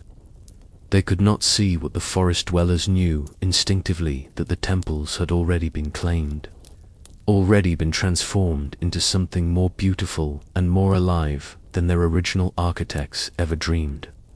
The stone had learned to breathe, the monuments had learned to grow. The eternal had learned to embrace the temporal in a dance of mutual transformation. But the trees are not conquerors. They are collaborators, co-creators in an ongoing masterpiece that marries human vision with natural process. The strangler figs that seem to be pulling down the walls are actually holding them up, their roots forming a living buttress system that has preserved these structures through centuries of monsoons and earthquakes. Without the trees, many of these temples would have collapsed entirely. The forest has become the temple's conservator, its guardian, its most devoted keeper, deep in the Petén rainforest of Guatemala, where the howler monkey's dawn chorus echoes through valleys that have known no human footstep for centuries. The pyramids of Tikal rise like green mountains from the forest floor. Here, the marriage between architecture and nature has produced something even more remarkable than at Angkor, vertical ecosystem, where the temples have become the foundation of a three-dimensional forest that reaches from the forest floor to the emergent canopy.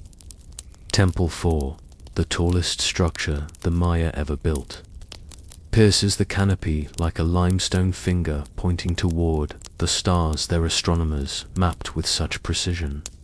But now it serves as an anchor for a different kind of celestial navigation, the migration routes of toucans and parrots, the aerial highways of monkeys that leap from branch to branch across the temple's crown. The cecropia trees that have taken root in the temple's upper reaches have turned the ancient observatory into a living tower, a vertical garden where epiphytes create hanging gardens more magnificent than anything in ancient Babylon. The Maya built their cities to mirror the cosmos, each pyramid positioned according to the movement of celestial bodies, each plaza aligned with the cardinal directions. Now the forest has completed their vision in ways they never anticipated. The temples have become hills, and the hills have become habitat for creatures that move according to rhythms older than human civilization. The migrations of butterflies, the flowering cycles of mahogany trees, the seasonal movements of fruit-eating birds that carry seeds from temple to temple, weaving the ruins into a living network of ecological connection. In the temple of the Grand Jaguar, where once the greatest of Maya rulers was entombed with jade and obsidian, the darkness is populated by different kinds of royalty. Vampire bats hang from the corbelled ceiling like living stalactites, their bodies warm with the blood of forest.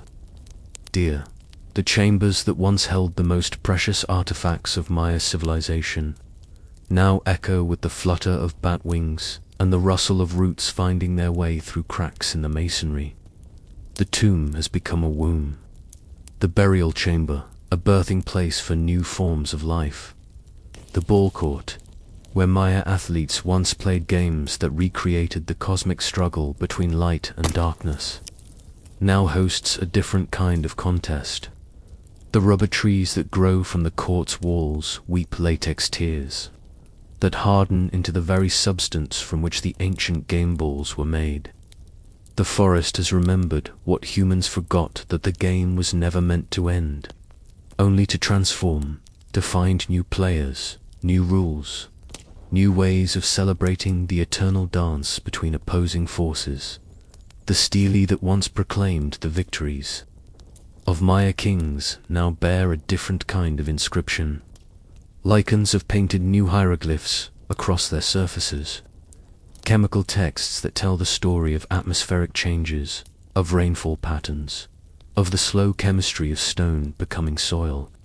The dates carved with such precision by Maya scribes have been overlaid with the calendar of seasons, the chronology of growth and decay, the patient accounting of a forest that measures time not in years but in the slow succession of tree generations. On the island of Java, where the shadow of active volcanoes falls across rice paddies and ancient temples, Borobudur stands as testament to a different kind of disappearance and return. For nearly 1,000 years, this massive mandala in stone lay buried beneath layers of volcanic ash and jungle growth, its existence known only to the trees that grew from its hidden galleries and the roots that explored its buried chambers. Like fingers reading braille, the mountain itself had swallowed the temple, not in anger but in protection. When Mount Merapi erupted in the 10th century, its ash fell like a blessing across the monument, preserving the carved reliefs and Buddha statues in a cocoon of volcanic dust. The forest that grew over this hidden foundation was unlike any other, fed by the rich volcanic soil, nourished by the minerals leached from ancient stone. It became a library of biodiversity that encoded the memory of the buried temple in its very DNA.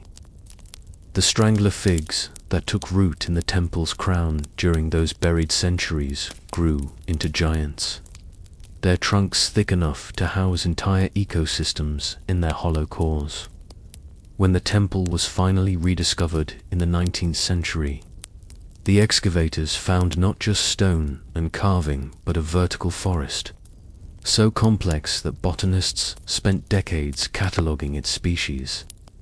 The trees had become living stupas, their growth rings marking the passage of time as precisely as any calendar, their branches reaching toward the sky in gestures that mirrored the mudras of the buried Buddhas. The restoration that followed was as much about negotiation as archaeology. Some trees had grown so completely integrated with the temple structure that removing them would have caused the very stones they supported to collapse. The banyan, whose roots had woven themselves through the foundation walls, was left in place, its branches now forming a living canopy over the restored galleries. The temple and the tree had become one organism, neither fully natural nor fully artificial, but something new, a hybrid architecture that breathed with the rhythm of sap and seasons. In the early morning, when mist rises from the surrounding rice fields and the distant volcanoes are crowned with clouds, Borobudur seems to float between earth and sky like the celestial realm it was built to represent. The morning glory vines that still climb its walls open their trumpet flowers to greet the dawn, their blue petals echoing the color of the sky reflected in the stone. The temple has learned to bloom.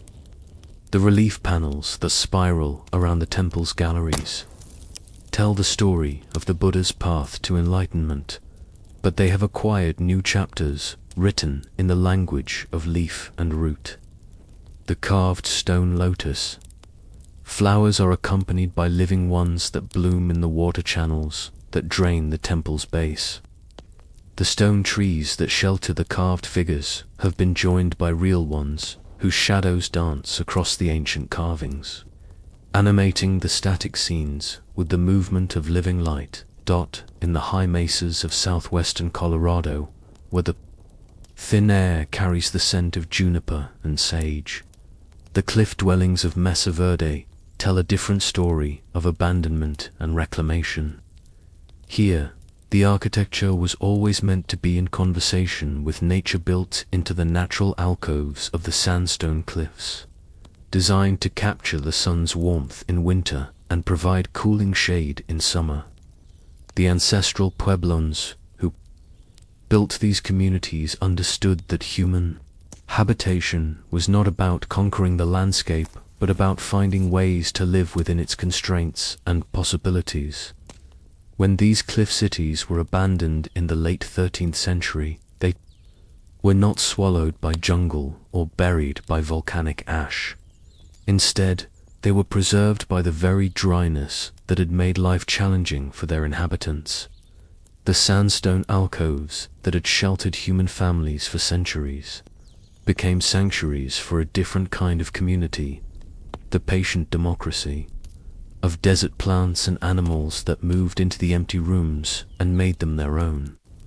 The pack rats were among the first colonizers, building their stick nests in the corners of ancient living rooms, their middens creating archaeological layers that would preserve seeds and pollen for centuries.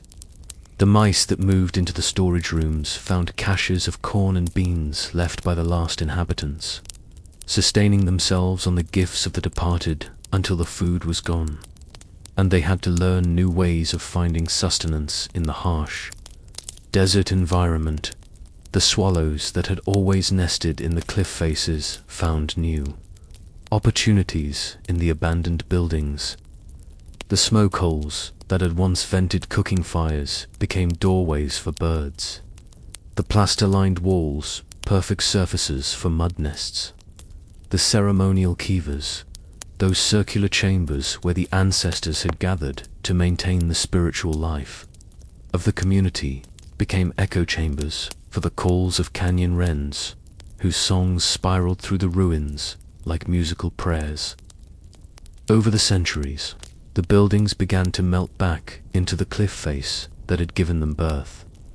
The mortar, made from the same sandstone as the cliffs themselves, weathered at the same rate as the natural rock. The walls grew soft at the edges, their sharp corners rounded by wind and rain, until it became difficult to tell where human construction ended and natural formation began. The dwellings were not being destroyed but transformed, returning to the mountain that had sheltered them, becoming once again part of the living rock. The pinon pines that grew in the canyon bottoms sent their roots deep into the talus slopes. Below the ruins, their root systems following the underground water sources that the ancient residents had also depended upon. When drought years came, these trees would drop their nuts near the ancient storage rooms, as if in memory of the human hands that had once gathered these same nuts from these same trees, storing them in these same places against the lean times that would surely come in the granite hills of Zimbabwe, where the ancient city of Great Zimbabwe once ruled over trade routes that connected the African interior with the Indian Ocean. The massive stone walls tell yet another story of architecture. Becoming landscape, the builders of these walls understood stone differently than their contemporaries in other parts of the world. They built without mortar, fitting granite blocks together with such precision that the walls seemed to grow from the living rock of the hills themselves. The Great Enclosure, that massive elliptical wall that stands as the largest ancient structure south of the Sahara, was never completed in the way its builders intended. The society that built it collapsed before all the planned buildings could be constructed within its walls. But the enclosure itself survived, and in surviving, it became something its builders never envisioned: a protected habitat, a stone ark that sheltered an entire ecosystem from the pressures of the surrounding landscape within the walls. The microclimate is different from the surrounding countryside. The stone absorbs heat during the day and releases it slowly at night, creating temperature variations that support plants and animals that could not survive in the harsher conditions outside. The walls have become a reef, a stone coral that provides structure for a community of life that has grown more complex over the centuries than any human society that ever lived within its protection. The msasa trees that grow within the enclosure have grown to enormous size, their canopies spreading across the ancient courtyards, their roots following the underground water channels that the original inhabitants dug to supply their city. The trees seem to understand the geometry of the place, their branches following the curves of the walls, their trunks positioned to frame the ancient doorways and passages. They have become the living architecture of a city that was never finished, completing the builder's vision in ways that stone alone could never achieve. The dassies, those small mammals that are the elephant's unlikely cousins, have made the walls their highways, their pathways worn smooth by centuries of small feet. They know every crack and crevice, every hiding place and vantage point. In the early morning, they emerge from their stone burrows to sun themselves on the walls, their presence bringing life to the ancient ramparts. They have inherited the city, and they rule it with the casual authority of those who have never known any other home. The Zimbabwe birds, those carved soapstone sculptures that gave the country its name, once stood on pillars throughout the city, their blank eyes watching over the comings and goings of merchants and kings. Most were removed by colonial archaeologists, but their memory lives on in the living birds that have made the ruins their own. The fish eagles that nest in the tallest trees call out over the stone walls with voices that echo off the granite, just as human voices once did. They have become the city's new heralds, announcing the dawn and the dusk, marking the passage of time in a place where time itself seems to have become elastic, stretchable, capable of holding both past and present in the same moment. What all these abandoned cities share is not just the fact of their abandonment, but the way they continue to live after their human inhabitants have departed. They breathe with the expansion and contraction of stone heated by day and cooled by night. They drink with the absorption of rainwater into porous masonry. They grow with the slow accumulation of organic matter in their cracks and crevices. They dream with the seasonal cycles of the plants and animals that have made them home. The stones themselves become storytellers, their surfaces inscribed with the chemical signatures of the atmosphere, the biological traces of the organisms that have lived and died upon them. Lichens paint abstract murals across ancient walls, their colors shifting with the seasons and the availability of moisture. These living paint layers preserve information about climate and air quality that spans centuries, creating an environmental archive more detailed than any human record. The mortar between the stones becomes a garden, a linear ecosystem where specialized plants have learned to thrive in the narrow spaces between human ambitions. The wallflowers that bloom in the cracks of Angkor's walls are not the same species that grow in the forest floor nearby. They have adapted to life in the vertical city, their roots learning to navigate the tight spaces between stones, their stems reaching toward whatever light filters through the canopy above. They have become as much a part of the temple's architecture as the stones themselves. In the deepest chambers of these ruins, where human footsteps no longer echo, different kinds of inhabitants have made their homes. The bats that roost in the burial chambers of Maya pyramids maintain the sacred darkness that the ancient builders intended.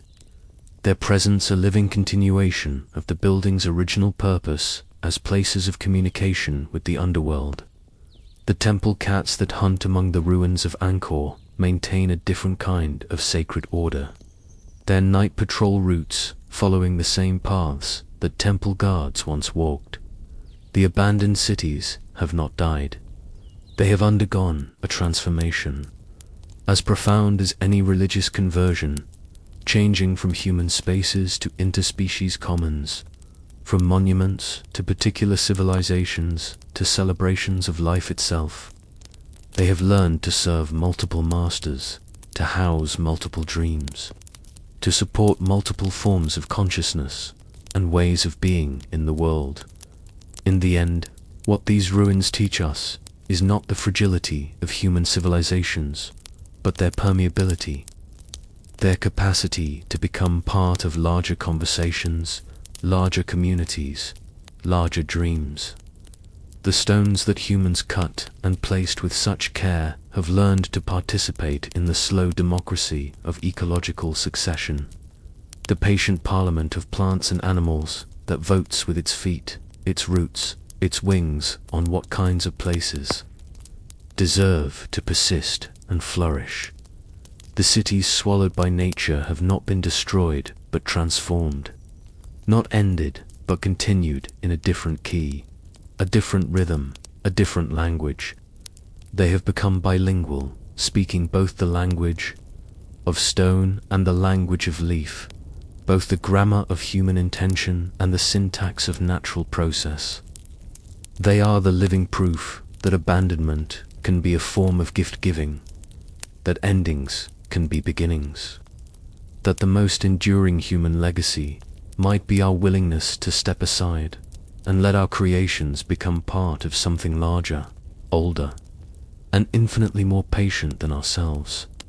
And in the quiet hours when the sun slants through the temple doorways and the forest dreams around the ancient stones, you can hear the conversation continuing, root speaking to stone, stone answering to root, the endless dialogue between the built and the grown, the shaped and the wild, the dreamed and the dreaming.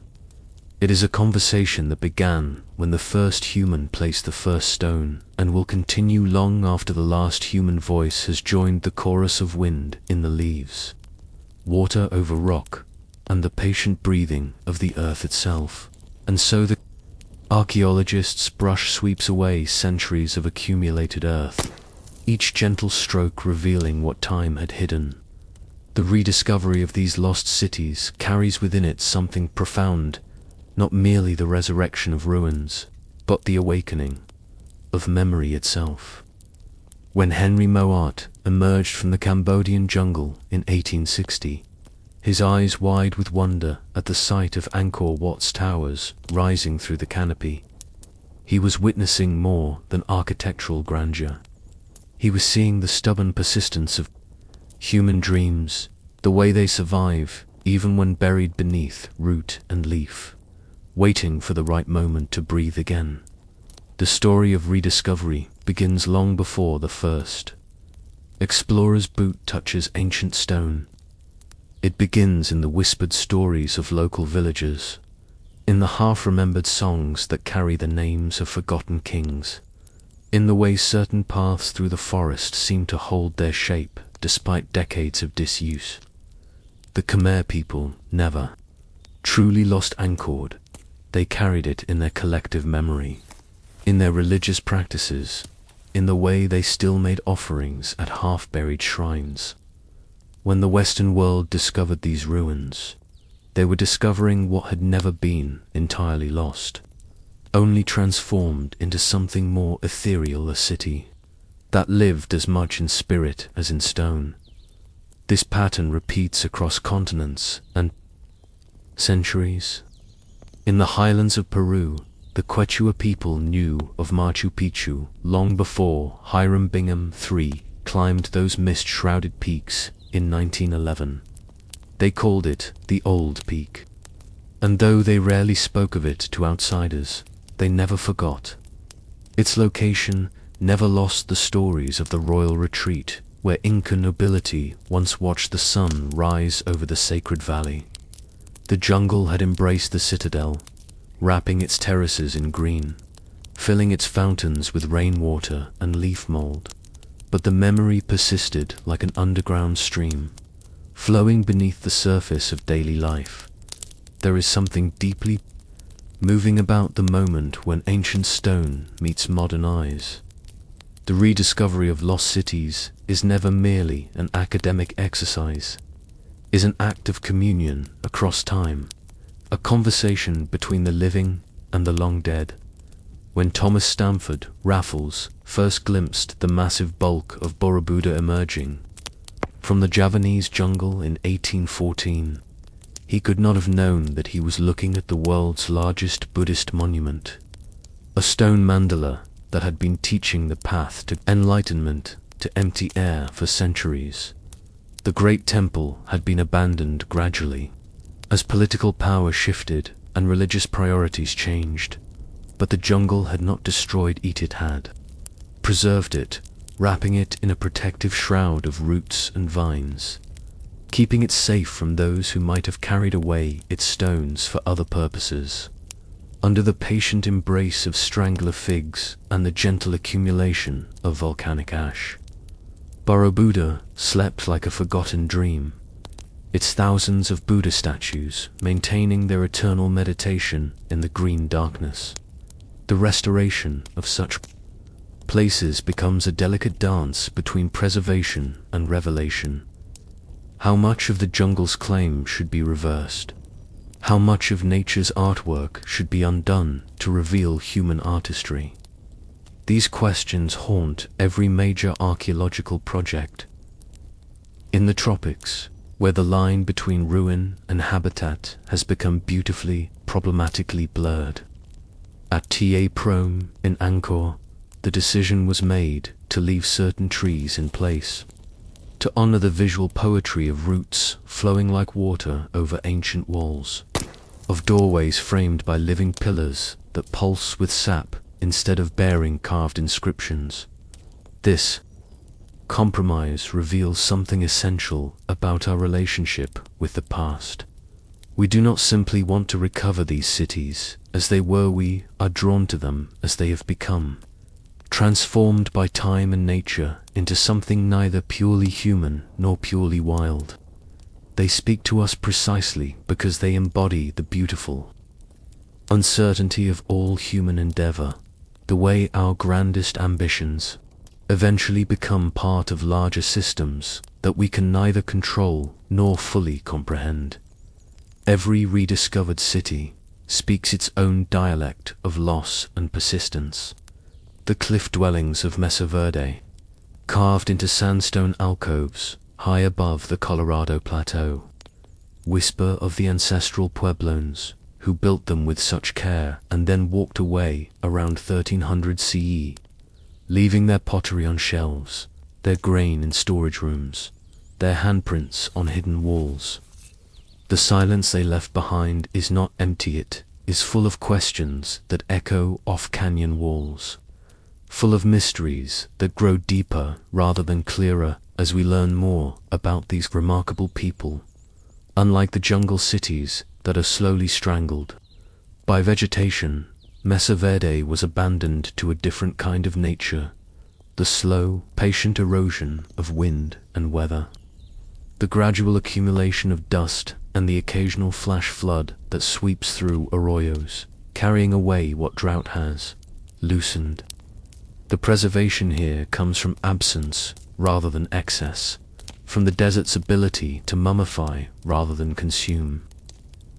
Walking through these ancient rooms, visitors often report an uncanny sense of immediacy, as if the inhabitants had just stepped out and might return at any moment.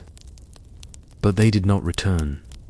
Instead, their descendants moved south and east, carrying their traditions to new places, building new communities that honored the past while adapting to new circumstances. The cliff dwellings became monuments to the temporary nature of all settlements, reminders that even the most carefully chosen and beautifully constructed homes are ultimately just brief collaborations between human intention and natural circumstance.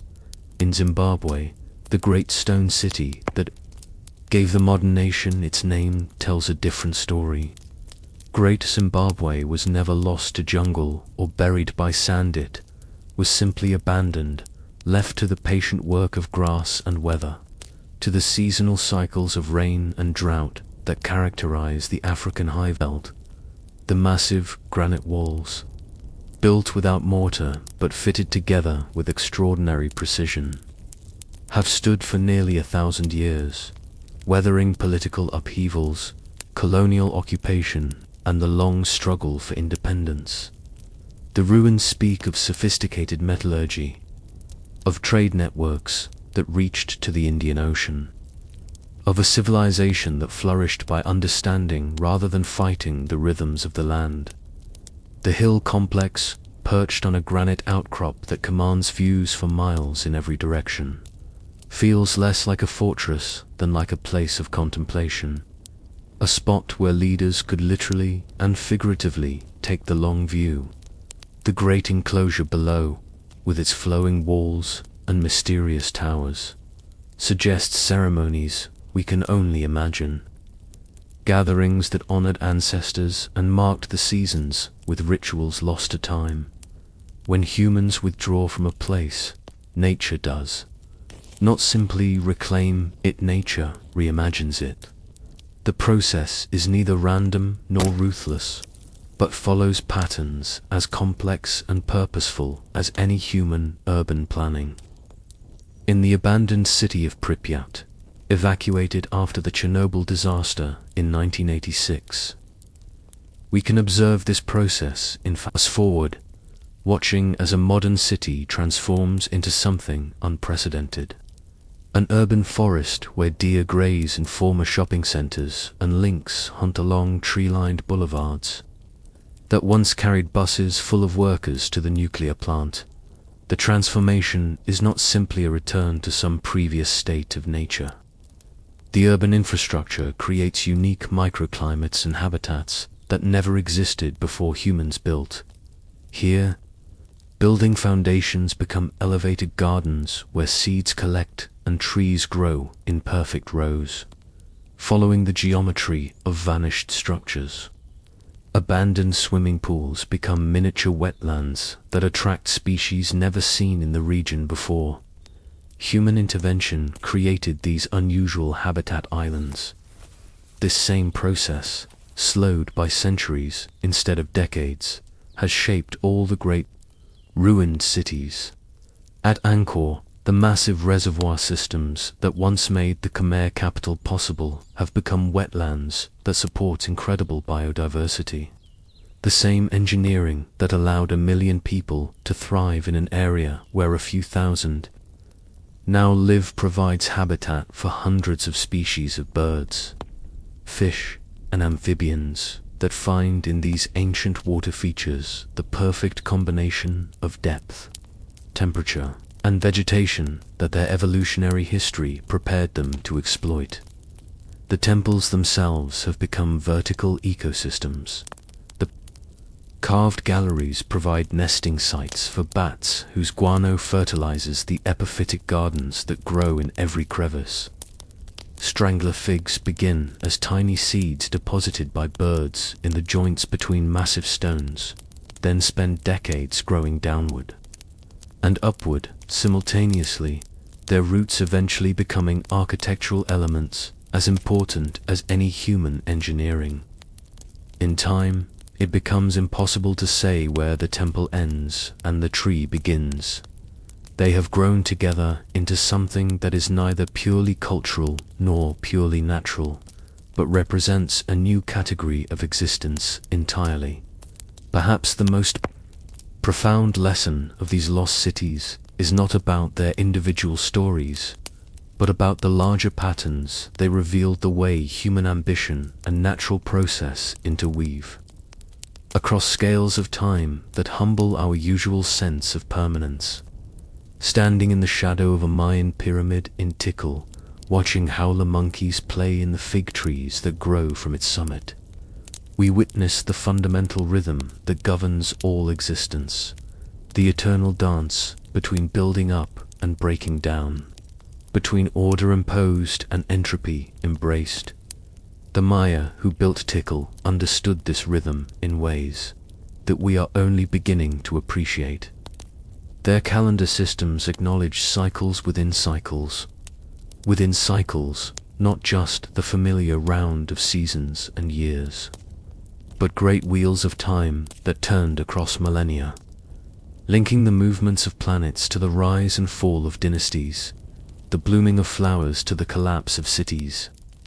They built their monuments not despite the certainty of their eventual ruin, but in full acknowledgement of it, creating art that was designed to be beautiful both in its perfection and in its decay. This wisdom appears in different forms across cultures, but the message remains consistent. True permanence comes not from resisting change, but from participating consciously in the larger patterns that govern all existence. The builders of Borobudur carved their stone mandala with the understanding that enlightenment comes from recognizing the impermanence of all phenomena, including the stone itself. The temples at Angkor were built to honor gods who were themselves understood to be temporary manifestations of more fundamental principles that expressed themselves differently in different eras. Even the cliff dwellings of Mesa Verde, seemingly designed for maximum security and permanence, were built by people who ultimately chose mobility over entrenchment, who walked away from their most impressive achievements when circumstances demanded adaptation. The ruins they left behind are less monuments to failure than testimonies to wisdom, evidence of people who understood that the health of the community was more important than the preservation of any particular place, no matter how beautiful or carefully constructed. As climate change accelerates and human populations shift in response to rising seas and changing weather patterns, our own era may well produce ruins that future archaeologists will find mysterious and moving. The great cities of our time, New York, London, Tokyo, are no more permanent than Angkor or Tikal. They represent particular solutions to particular problems. And when those problems change significantly enough, the solutions may become obsolete, their populations moving on to other places that better suit new circumstances. But if the pattern holds, these future ruins will not simply be abandoned to decay. They will be transformed, repurposed by natural processes that we can barely imagine, colonized by species that will adapt to the unique opportunities that abandoned infrastructure provides. Perhaps vertical farms will grow in the shells of skyscrapers, their roots extending deep into subway tunnels that have become underground rivers. Perhaps Central Park will expand beyond its borders, filling empty lots and vacant buildings, creating an urban forest that encompasses what was once the most expensive real estate on Earth.